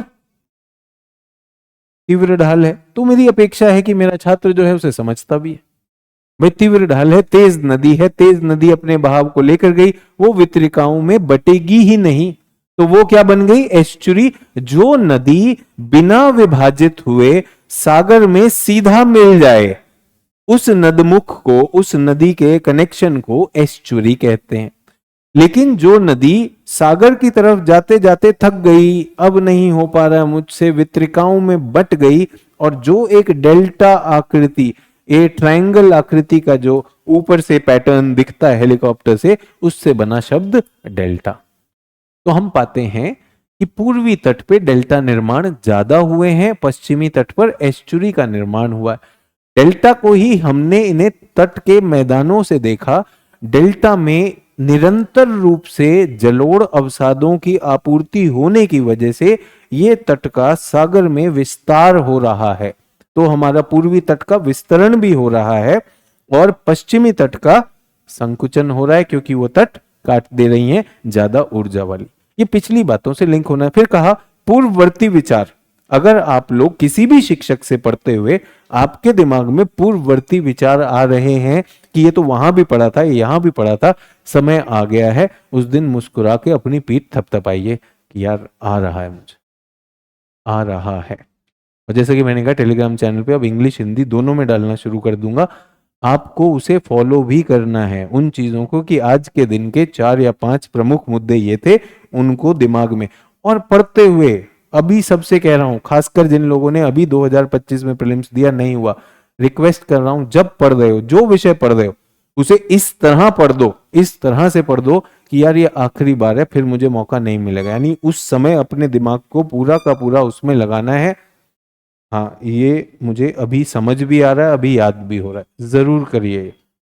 होता क्या है, आदत हो गई है YouTube पे बाकी सब चीजों को क्या करने की, तेजी से देखने की, 1.5x 2x। अभी जो मैं बात कर रहा हूं, बहुत से लोग थकने लगेंगे। क्यों थकने लगेंगे?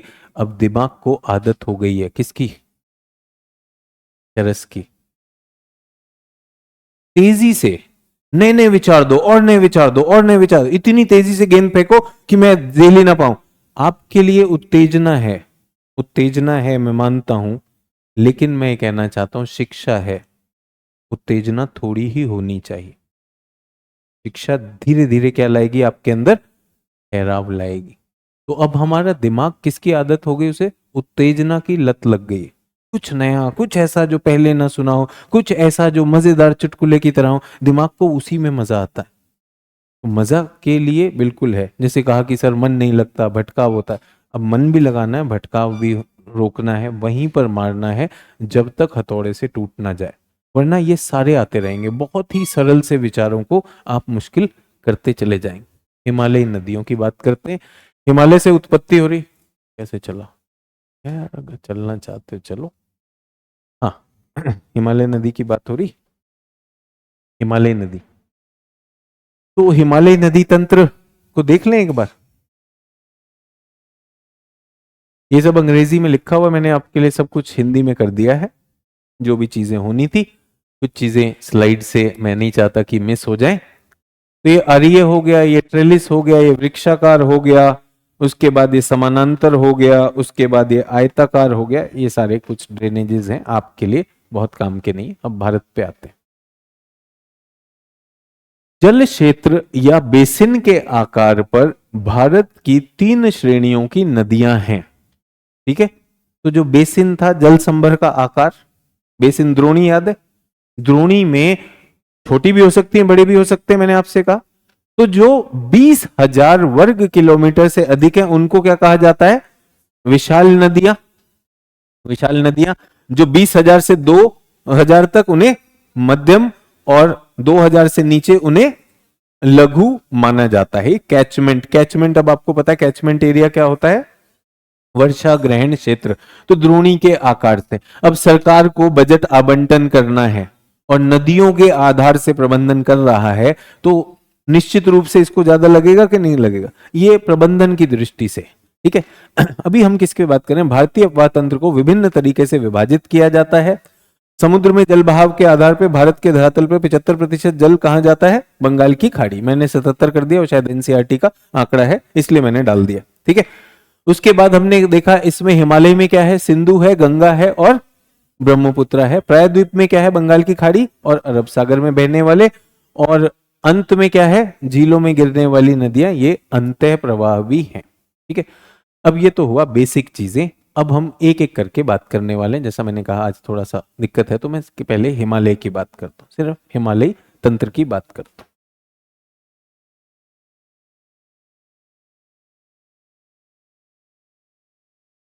हिमालयी तंत्र, इसमें कौन सी नदियां आती हैं, सिंधु और उनकी सहायक नदियां। तो सभी लोग अपना पेज घुमाएंगे, fresh page, fresh page. Ganga और सहायक नदी, और क्या है, ब्रह्मपुत्र और सहायक नदी। सभी लोग ये बनाएंगे, कॉपी को घुमा के 3 वर्ग देंगे और तीनों का भी जाल बना देंगे। क्या करेंगे, जाल। और ये होमवर्क है आपके लिए।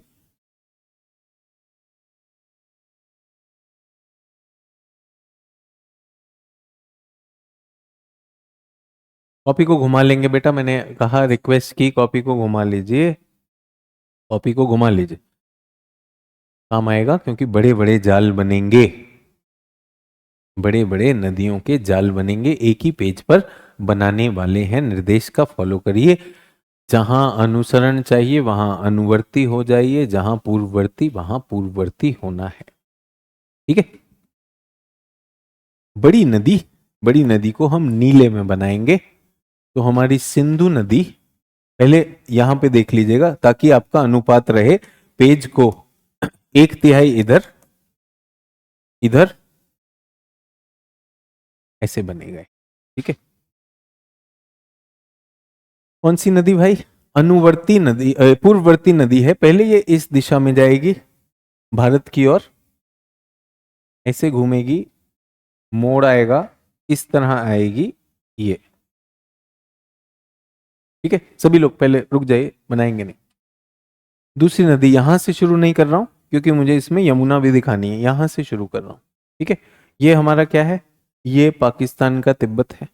पाकिस्तान का तिब्बत नहीं है, ये हमारे तिब्बत का क्षेत्र है, तिब्बत से इसकी उत्पत्ति। अब हम उत्तराखंड में आ गए, उत्तराखंड में थोड़ा सा नीचे यहाँ पर, यहाँ से गंगा का उद्गम होगा और गंगा का जो आकृति है वो इस तरह जाती है।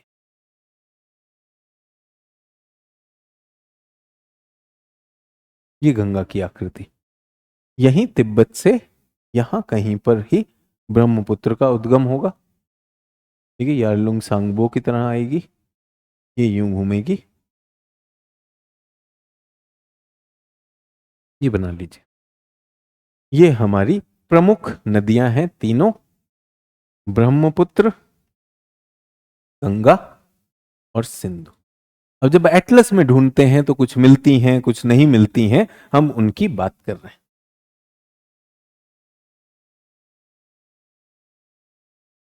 ये तीन क्लियर होनी चाहिए।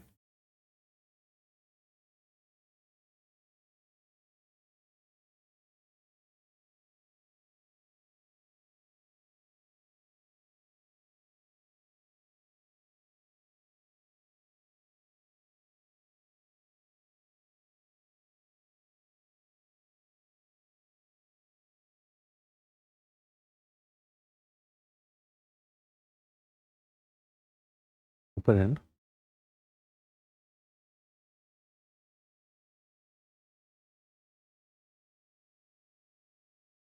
सभी लोग मेरे साथ। अब सिंधु का जाल बनाने वाले, सिंधु का जाल बनाने वाले हैं। जाल में मैं नदियों का रंग बदल दूंगा, आपको होमवर्क दूंगा जिसको आपको ढूंढना है, ढूंढेंगे। पहले आती है ये गिलगिट, एक गिलगिट नहीं है, क्या नाम है इसका, श्योक। श्योक में नुब्रा भी आएगी, इधर आएगी हुंजा, शिगार भी आती है, गिलगिट, काबुल। 1 2 3, ये आपका काम है, होमवर्क करना है। इन नदियों को मटेरियल से भी देखना है, एटलस पे भी देखना है मेरे साथ, मैं आपको इसको होमवर्क दे रहा हूं। यहां से एक नदी आती है जिसके आगे मैं नाम ही लिख देता हूं, झेलम। ये नदी आपको अच्छे से पढ़नी है। फिर आती है चेनाब, झेलम और आगे लिख दिया चेनाब। चिनाब आएगी और चिनाब जो है ये आकर यहां पर मिल जाएगी, मिठानकोट कहते हैं इसे।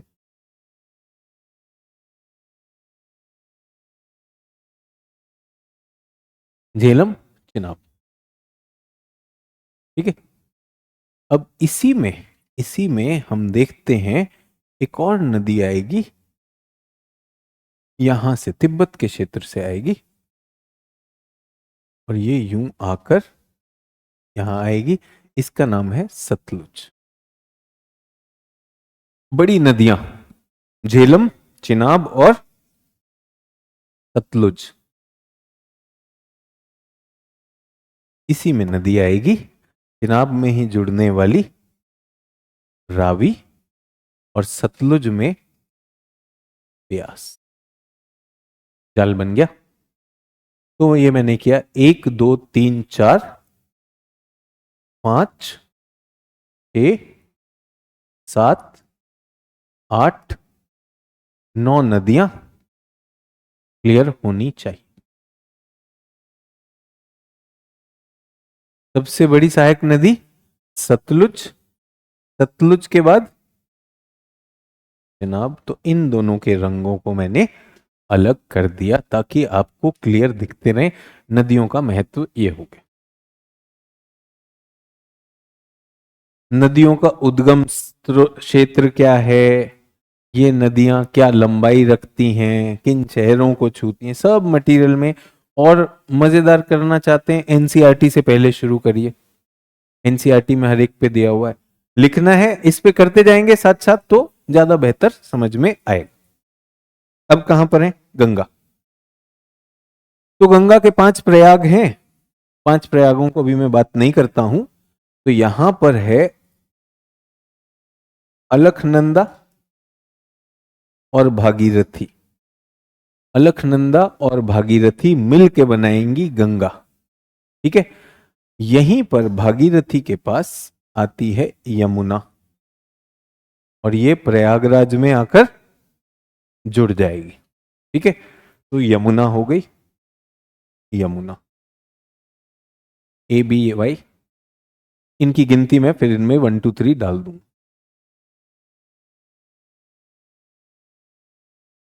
चंबल, सिंध, बेतवा, केन।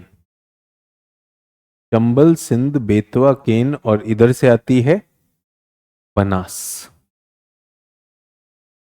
तो यहां पर हमने नदी ली। यमुना को हम 1 मानेंगे। यमुना को हमने क्या माना? 1 2 3 4 5 6। ये सब यमुना की सहायक नदियां। 1 2 3 4 5। ठीक है। यहां पर यमुना की एक और सहायक नदी 7, इसको हिंडन नदी कहते हैं। ठीक है। वैसे तो नाम बता रहा हूं, यमुना की सहायक नदी बनास। बनास हो गया। उसके बाद चंबल, सिंध, बेतवा, केन। यहां पर हिंडन और एक और नदी यहां पर आती है जिसका नाम है टोन्स, बट उसको मैं अभी ज्यादा महत्व नहीं दे रहा। ये नदियां, जल्दी से पहले ये वाला तंत्र यहां तक बनाइए। इसीलिए पहले आपसे कहा कि ये तंत्र जब बना लेंगे तो हिमालय कम से कम जो उसका मैकेनिकल पार्ट है वो क्लियर होना चाहिए। ये हमारी गंगा है, तो इसको हम गंगा ही मान रहे हैं, गंगा पे हम कुछ नहीं कर रहे। गंगा तो आप पढ़ेंगे पढ़ेंगे, ये सिंधु पढ़ना है, इंडस पढ़ना है, उसी तरह से ये गंगा भी पढ़ना है। अब यहां पर जो पहली आती है उत्तराखंड से वो है राम गंगा। क्या है? राम गंगा। राम गंगा के बाद गोमती, घाघरा और गंडक, और इधर से आती है सोन नदी और इधर से आती है कोसी। ठीक है। गोमती, घाघरा, गंडक, कोसी। गोमती, घाघरा, बल्कि घाघरा यहां नहीं होगी, प्रयागराज से मिल जाएगी। ठीक है। घाघरा को एरो कर लीजिएगा।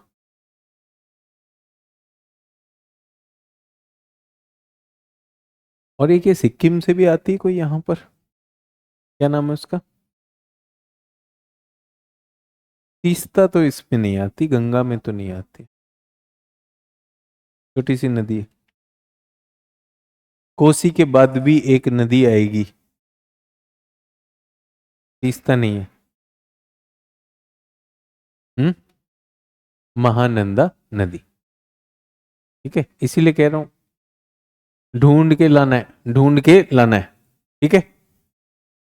ये हमने सोन कर दी, सोन और महानंदा नदी। डन। अब ये यहां पर विभाजित हो जाएगी। अब क्या आ गया हमारे पास? आ गया बच्चों यहां पर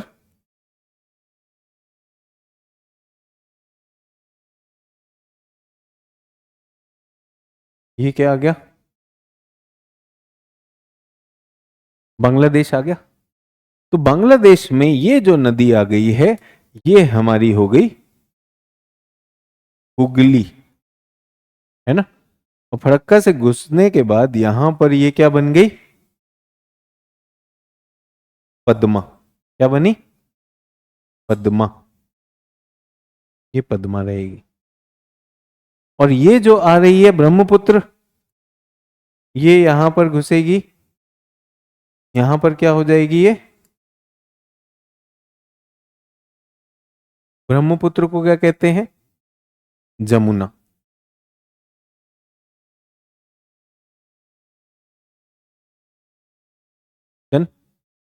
और उसके बाद जो तीसरी नदी जो वाकई में डेल्टा बनाएगी वो क्या होगी? मेघना, जो कि यहां से आती है, ये हमारे अ, मणिपुर से बहकर आ रही है बराक नदी के। यहां पर ये क्या कहलाती है? बराक। और यहां पर कहलाती है मेघना। ये बाहर की नदियां हैं, इनकी मुझे कोई दिक्कत नहीं है। ये बांग्लादेश में। गंगा का जाल समझ में आ गया? गंगा का जाल। इसी में हमने एक विशेष नदी देखी जो यहां से बहकर ऐसे जाने वाली है, दामोदर और अजय। नदी तंत्र क्लियर? नदी का जाल बन रहा है, एक ही पेज पे बन रहा है एटलस में। ये सारी जितनी भी नदियां हैं इनको नीली स्याही से चला देना है, उसके बिना काम नहीं चलेगा। डन? ठीक है, पहले ये दो करिए। अगर करना हो तो इसमें हमें ये ऐसे आएगी, दिहांग आएगी, दिहांग, दिबांग और लोहित। डीडीएल। क्या है फिल्म का नाम? डीडीएलजे है। डीडीएल पे लुक जाना। दिहांग, दिबांग और लोहित। धनश्री, सुबनश्री और कामेंग, मानस। कोपिली 1 2 3 4। और यहां तीसरा भी आएगी ना, 5 6 7। 7 नदियां ये ढूंढ दो।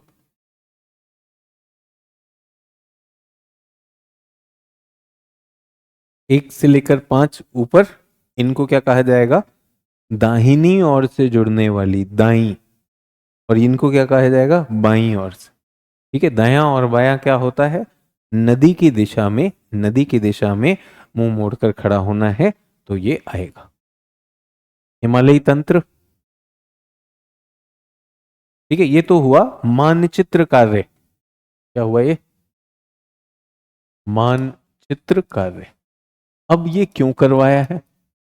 बहुत सारी नदियां हैं सर, कैसे याद करेंगे? तो जब भी याद करना, ये पेज खोल लिया, ये पेज खोल लिया। पहले तो एक बार तो पढ़ लिया किताब से, अब ये प्रण ले लेंगे ना किताब देखने हैं ना नोट्स देखने हैं। बस ये मानचित्र रखना है और दोहराना है, याद करना। अच्छा, गंगा के बारे में क्या क्या है, क्या क्या है, क्या क्या है, इसको देखा और 10 मिनट में पूरा रिवीजन हो जाना चाहिए। ये आपका एड टू मेमोरी है, मेमोरी में आपका सहायक है। अब एक जगह पे ये बना हुआ है, नदियों को याद करना तो यही करना है। ऐसे ही हम दक्षिण भारत की नदियां भी कर देंगे, तो अब एक और मानचित्र बनेगा जो प्रायद्वीप बनेगा, लेकिन वो आज हम नहीं कर रहे। ठीक है, तो ये मानचित्र कार्य हो जाएगा, मैं अपेक्षा कर सकता हूं। आप चाहें तो इसके बाद अपने ही नोट्स में, अपने ही नोट्स में जो स्टैटिक जानकारी है, नदी, नदी का टेबल बनाया जा सकता है, खुद ही बना लीजिए। सीरियल नंबर, नदी का नाम, नदी का उद्गम क्षेत्र, नदी की लंबाई, नदी की, सारी नहीं करनी होती है, प्रमुख, सहायक नदी, और यहां पर नदी का निकास या मुहाना, प्लस कुछ अगर विशेष है तो ये डब्बा बना लीजिए। सर ये तो टेबल बुक में भी दिया होता है। जब आप खुद से बनाएंगे, जब पहली बार बनाएंगे, तो निश्चित रूप से एफर्ट भी लगेगा, थकान भी होगी, गधा मजदूरी है। एक बार की गधा मजदूरी है, एक बार की गधा मजदूरी है। गधे मजदूरी करने के बाद फिर ये घोड़े की तरह सोचेंगे, इधर उधर जाना नहीं। तो ये जो डर है नदियों का, हमेशा के लिए निकल जाएगा, निकल जाएगा। इस तंत्र को एक बार दो बार आपके दिमाग में, फिर नदियां ऐसे ही आएंगी। तो जिस दिन परीक्षा में भी आएगा ना, वो पूछेगा कौन सी सहायक है कौन सी नहीं है, एकदम से दिमाग में कूद कर यही आएगा। डन? डन?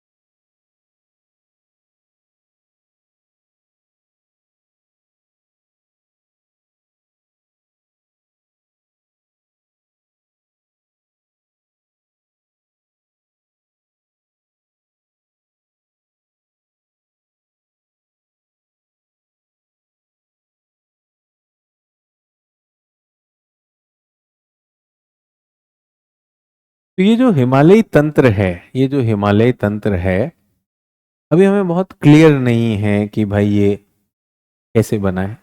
लेकिन कुछ लोगों का ये मानना है कि जो हिमालय बना है उससे पहले इस क्षेत्र में एक पूर्व से पश्चिम में एक नदी बहा करती थी। उसका नाम इंडो ब्रह्म नदी हुआ करता था। ठीक है। अब ये नदी अब ये नदी पर जब भारत की टक्कर होगी, पहले बनाएंगे नहीं, जब भारत की टक्कर हुई, जब ये टक्कर हुई, तो इस पर ये प्रभाव गया कि नहीं गया? तो ये नदी यहां से क्या हो गई, यहां से ये खंडित हो गई। खंड का एक टुकड़ा, ये टुकड़ा क्या बना? सिंधु बना। ठीक है। जब भारत की प्लेट ने घूम के इधर मारा, जब हमने इधर मारा, तो यहां भी खंडित हुआ। हुआ कि नहीं हुआ? तो ये वाली जो नदी थी, ये ऐसे थोड़ा सा ऊपर की ओर गई और यूं आ गई ऐसे। तो ये क्या बन गई? ब्रह्मपुत्र। और बीच की नदी क्या है? बीच की नदी गंगा। अब ये इधर क्यों आए, ये इधर क्यों बहने लगे? इसलिए कि यहां पर एक संवलन हुआ, जिसको हम मालदा गैप कहते हैं। ये तो फंस गई थी। नदी है, ये प्लेट है, इधर नदी बह रही है, नीचे जाके भूमि आ गई। भूमि ने तो इसको स्थलबद्ध कर दिया कि नहीं कर दिया? तो इसका तो सैंडविच हो गया था, ये तो खत्म हो गई थी। इसको तो तोड़ दिया, जो चल रहा था उसको तो जाके तोड़ दिया। तो इधर वाला हिस्सा इधर खंडित हो गया, इधर दे के मारा तो इधर का हिस्सा, दो टुकड़े तो खंडित हो गए। अब गंगा नदी वो वाला क्षेत्र जो उसका मध्यवर्ती भाग है, वो तो बीच में चपट गया। ठीक है। अब बात यह है, जो जो स्थलीय खंड थे वो तो दबे, तो वो तो वलन में आ गए, उनकी तो चटनी बन गई और वो क्या बन गए? पहाड़। लेकिन नदी तो तरल होती है ना, नदी में तो द्रव्य होता है। तो द्रव्य को तो ना आप पिचका सकते हो ना फैला सकते हो। द्रव्य क्या करेगा? रास्ता ढूंढेगा। रास्ता कहाँ मिल गया? राजमहल गारो गैप, मालदा गैप में रास्ता मिला। तो उसने कहा रुक रुक रुक, मैं इधर मुड़ के मैं बाहर हो जाता हूँ। उधर से वो भी मुड़ गया, उसे भी मिला, वो बाहर हो गया। समझ में आया? ये टक्कर कब हुई है? ये टक्कर हुई है, अब हम आज के काल को क्या कहते हैं? तृतीयक और चतुर्थक। तो तृतीयक में मायोसीन काल में 28 मिलियन यानी 280 मिलियन वर्ष पहले ये टक्कर हुई। तो टक्कर ने क्या किया? उसको खंडित कर दिया। उसके बाद इस तरह से एक चापाकार रूप में हमने घूम के मारा, तो उसमें हमने इस खंड को पिचकाया, पिचका के उधर वाले पूर्वी खंड को भी विभाजित किया। और जो बीच का खंड था वो रास्ता ढूंढ रहा था कहीं से निकलने का, वो मालदा गैप दिखा उसे, तो वहां ढाल के अनुरूप, नदियां कैसे बहती? अनुवर्ती ना, तो ढाल के अनुवर्ती होते वो वहां से निकल कर आ गए। क्लियर है सभी लोग? सभी लोग लिखेंगे हिमालयी नदी तंत्र। ये चित्र आपके लिए बनाया दिखाने के लिए, इसको शब्दों में लिख देंगे, कोई ऐसा कोई खास वो नहीं। हिमालयी नदी तंत्र की उत्पत्ति, हिमालयी नदी तंत्र की उत्पत्ति पर, हिमालयी नदी तंत्र की उत्पत्ति पर वैज्ञानिकों का एक मत नहीं है। वैज्ञानिकों का एक मत नहीं है।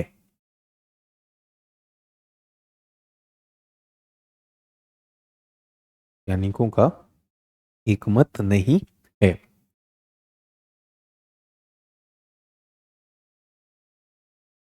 कुछ वैज्ञानिकों का यह मानना है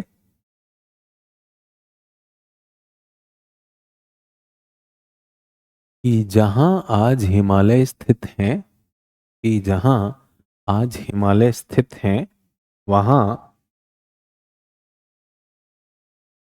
पूर्व से पश्चिम, वहां पूर्व से पश्चिम दिशा में, पूर्व से पश्चिम दिशा में प्रवाहित होने वाली इंडो ब्रह्म या शिवालिक नाम की, इंडो ब्रह्म या शिवालिक नाम की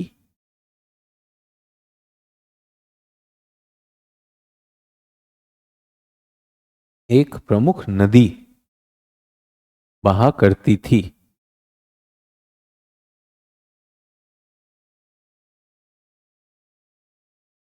तृतीयक कल्प के मायोसीन काल में, तृतीयक कल्प के मायोसीन काल में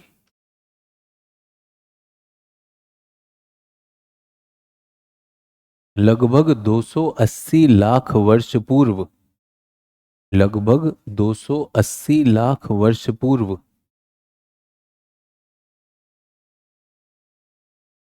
वर्ष पूर्व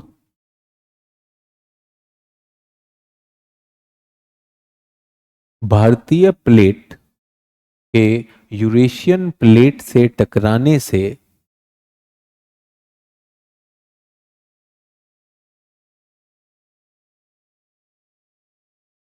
यह नदी खंडित हो गई, यह नदी खंडित हो गई।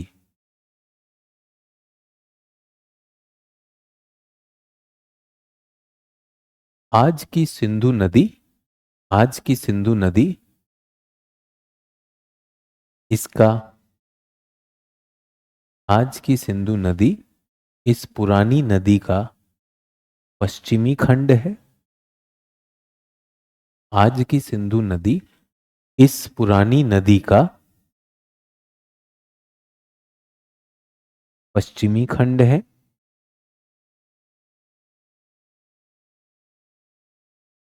गंगीय तंत्र या गंगा नदी का तंत्र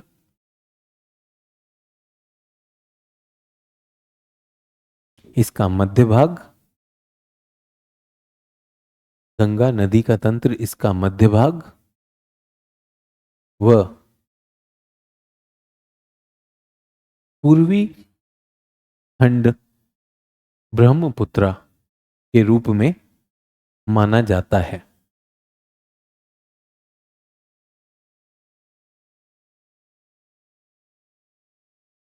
ठीक है, किंतु अभी इस, किंतु अभी इस सिद्धांत की पुष्टि नहीं हुई है। तो ऐसा नहीं मानना है कि यही थे, इसी से बना है, इसकी पुष्टि नहीं हुई है, क्योंकि अभी भी हमारे पास एविडेंसेस हैं कि ऐसा ना हो। पुष्टि नहीं हुई है, किंतु यह बात सत्य है, किंतु यह बात सत्य है कि इन तीन प्रमुख नदियां, कि ये तीन प्रमुख नदियां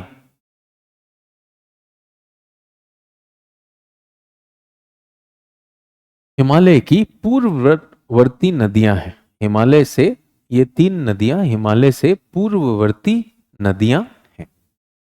ऐसे बना, वैसे बना, कैसे कैसे बना, ये नहीं पता। ठीक है, डन। तो ये खंडित हो गए। एक और लिखेंगे, प्लीस्टोसीन काल में, प्लीस्टोसीन काल में, एक तो मायोसीन था, तो वो हमारे तृतीयक में था, तो चतुर्थक कल्प के प्लीस्टोसीन काल में, यानी 20 लाख वर्ष पूर्व, 20 लाख वर्ष पूर्व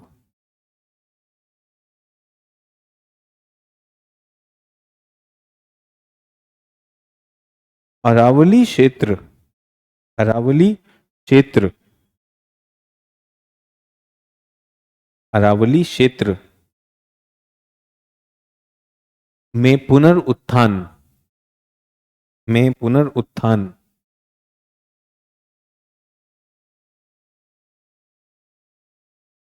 देखा गया,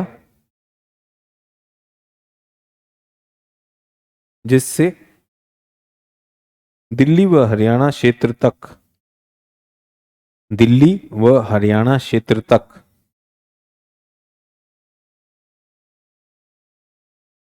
ऊंचाई में वृद्धि हुई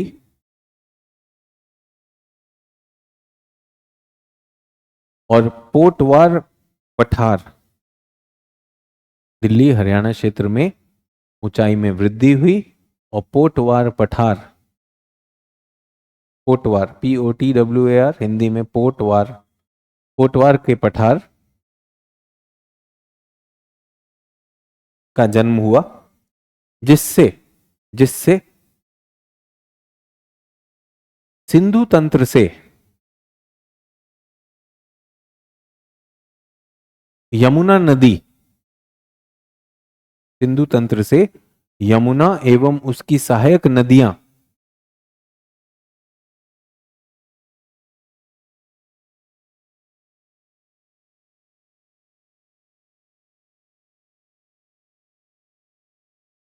गंगा के तंत्र में, गंगा के तंत्र में जुड़ गई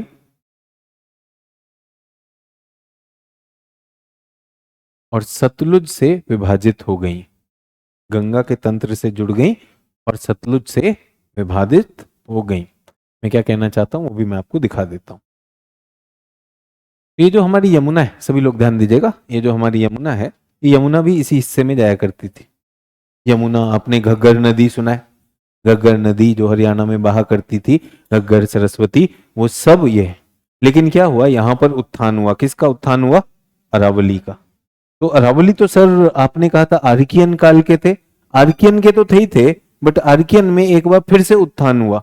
आर्कियन के थे, दूसरा दोबारा उत्थान हुआ, उसे दिल्ली ओरोजनी कहा जाता है। और यहां पर क्या हुआ, ये एक जल विभाजक बन जाता है। और ये क्या है? अरावली तो पहले ही था, और यहां पर दिल्ली के पास, कहां गया दिल्ली, ये दिल्ली के पास ये हो जाए। और आपको मैंने लिखवाया भी है कि अंबाला सहारनपुर में मैदान सबसे ऊंचे हैं, तो ये यही है, ये हमारा बनेगा। फिर यहां पर क्या है? विंध्य। ये कहां तक जाने वाले हैं? सासाराम तक जाने लाएंगे विंध्य और सतपुड़ा, ये जो है जल विभाजक बनेंगे। तो ये हमारा महान जल विभाजक बन गया। सभी लोगों को उत्पत्ति समझ में आ गई? ये मोटे तौर पर ऐसा माना जाता है। उसके बाद तो हिमालय ही खड़े हो गए। तो हिमालय की अपनी अपनी नदियां हैं। तो पूर्ववर्ती तो ये तीन हो गई, तीन में एक और जुड़ गई, सतलुज नदी, वो भी पूर्ववर्ती है। अब क्या होता है, इसके बाद अनुवर्ती नदियां पैदा होंगी, क्योंकि हिमालय की भी तीन हो गई ना, हिमाद्री हो गई, हिमाचल हो गए, शिवालिक हो गई। अब इनकी ढालों पर जो वर्षा होगी या हिम के पिघलने से जो पानी अनुवर्ती होकर आएगा, उससे फिर ये सहायक नदियां पैदा होती हैं, जिनमें हमारे पास ये ए क्यों लिखा है मैंने, ये तो रामगंगा है ना, गंगा के बाद रामगंगा, गोमती, घाघरा, गंडक, कोसी, ये ए क्यों लिखा था? अच्छा, अलकनंदा वाला, ये रामगंगा है, इसको रामगंगा ले लीजिएगा। आरजी मैंने कुछ लिखा नहीं। तो ये क्या आ रही है? अनुवर्ती। ये कहां से आ रही है? ये मालवा से आ रही है, यहां मालवा है ना, तो ये मालवा की अनुवर्ती नदियां आ रही हैं। यहां पर क्या है? अमरकंटक, अमरकंटक से अनुवर्ती, यहां पे हमारे पास सोन आएगा, बल्कि अमरकंटक ये पूरा का पूरा हिस्सा हो जाएगा, सोन, दामोदर। और इधर क्या आएगी हमारे पास? ये नर्मदा ऐसे बहती हुई यहां आएगी। सभी लोग समझ में आ गया? यहां पर हमारे पास बनास निकली है, और इधर जो है बाकी हो जाएंगी। तो ये हमारे लिए नदी तंत्र हो गया। ठीक है, आगे कुछ और लिखेंगे, जहां पर लिख रहे थे हिमालयी तंत्र, हिमालयी नदियां। हिमालयी नदियां अभी अपनी युवावस्था में हैं। हिमालयी नदियां अपनी युवावस्था में पर्वतीय क्षेत्रों में, अपनी युवावस्था में पर्वतीय क्षेत्रों में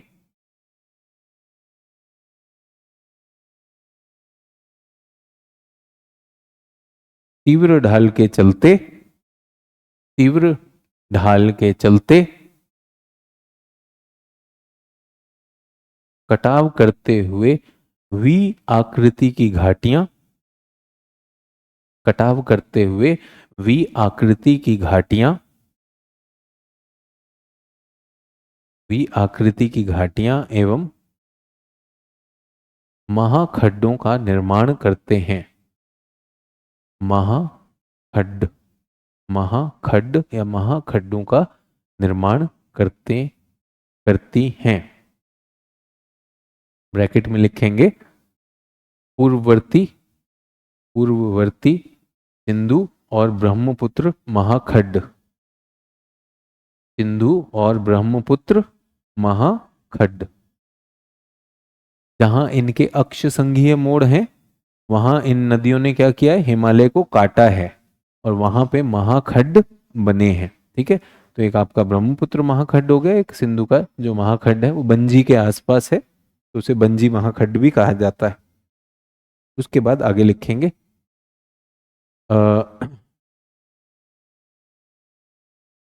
यहाँ की नदियां हिम एवं वर्षा जल, हिम एवं वर्षा जल दोनों स्रोतों से पोषित होती हैं, दोनों स्रोतों से पोषित होती हैं। इनका आयतन और इनका आयतन अधिक होता है और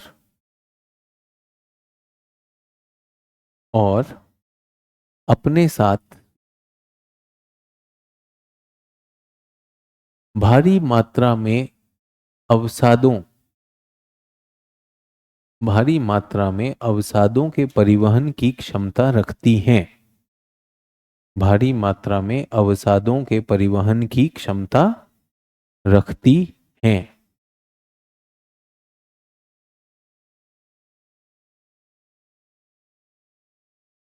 इन्हीं अवसादों से बाढ़ के मैदानों का निर्माण हुआ है। इन्हीं अवसादों से बाढ़ के मैदानों का निर्माण हुआ है।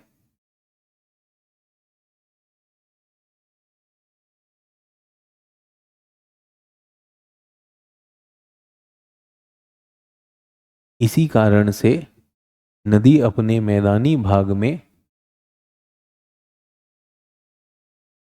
नदी अपने मैदानी भाग में विसर्प निर्माण, विसर्प क्या होते हैं, मियांडर, जो ये सर्पिलाकार चलती हैं, विसर्प निर्माण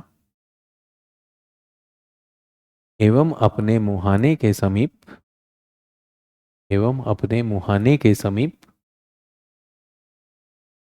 एवं अपने मुहाने के समीप डेल्टा निर्माण करती हैं। एवं अपने मुहाने के समीप डेल्टा निर्माण करती हैं। ये नदियों की विशेषता है। युवावस्था में खूब काटपीट करती हुई आती हैं, अपने साथ खूब सारे अवसाद लेकर आती हैं।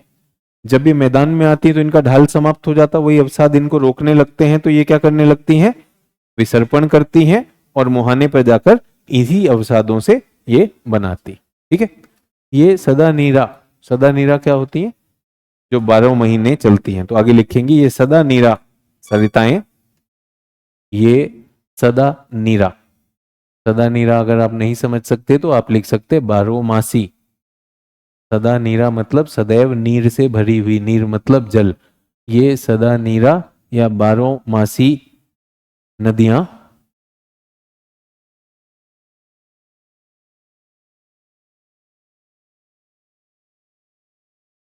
जलीय परिवहन जलीय परिवहन जल विद्युत जल विद्युत उत्पादन एवं नहर निर्माण एवं नहर निर्माण के लिए उपयुक्त हैं उपयुक्त हैं।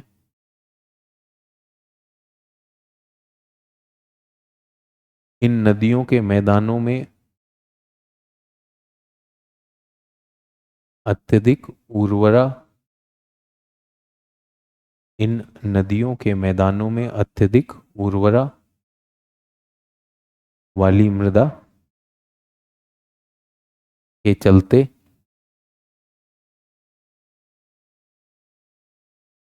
सघन कृषि सघन कृषि और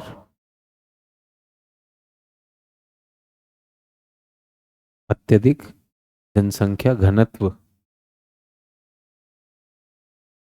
के क्षेत्रों का विकास हुआ है।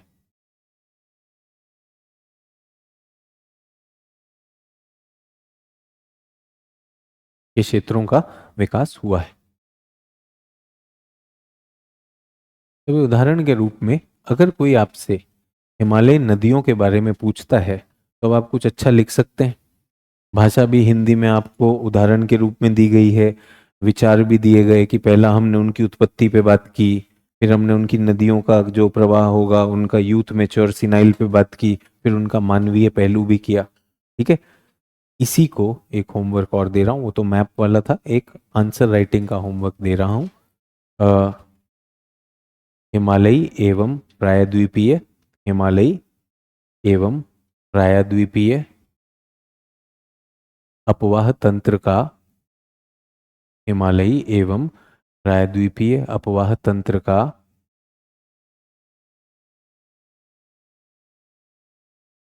तुलनात्मक आकलन कीजिए। तुलनात्मक आकलन कीजिए। अभी आपको क्यों लिखवाया है? लिखवाया इसलिए कि जिन छात्रों को लगता है अनुच्छेदों में लिखना चाहिए, बिंदुओं में लिखना चाहिए, तो आप अपने आंसर अनुच्छेदों में भी लिख सकते हैं, बिंदुओं में भी लिख सकते हैं। जब आपके आंसर में आकलन ज्यादा हो तब आपको अनुच्छेदों में लिखना चाहिए। जब आपके आंसर में बिंदु ज्यादा हो, जब पॉइंट्स ज्यादा हो, फैक्ट आंकड़े ज्यादा हो, तब आपको बिंदुओं में लिखना चाहिए। मेरी अपेक्षा है कि यहाँ पर आप 7 से 8 बिंदुओं का तुलनात्मक आकलन जरूर करेंगे। ठीक है, तो ये अभी के लिए। अब मैं आपसे अगले सप्ताह मिलूंगा। वैसे तो मैंने सोचा था कि क्लास जल्दी छोड़ूंगा, लेकिन क्योंकि स्टार्टिंग में हमारे 20 मिनट तो उसी में निकल गए आपके इन चीज़ों में, तो रिक्वेस्ट है अपनी तरफ से कोई कसर ना छोड़े, इस पर काम को बढ़ाइए। और मिलेंगे अब आपसे अगले सप्ताह। धन्यवाद। जय हिंद।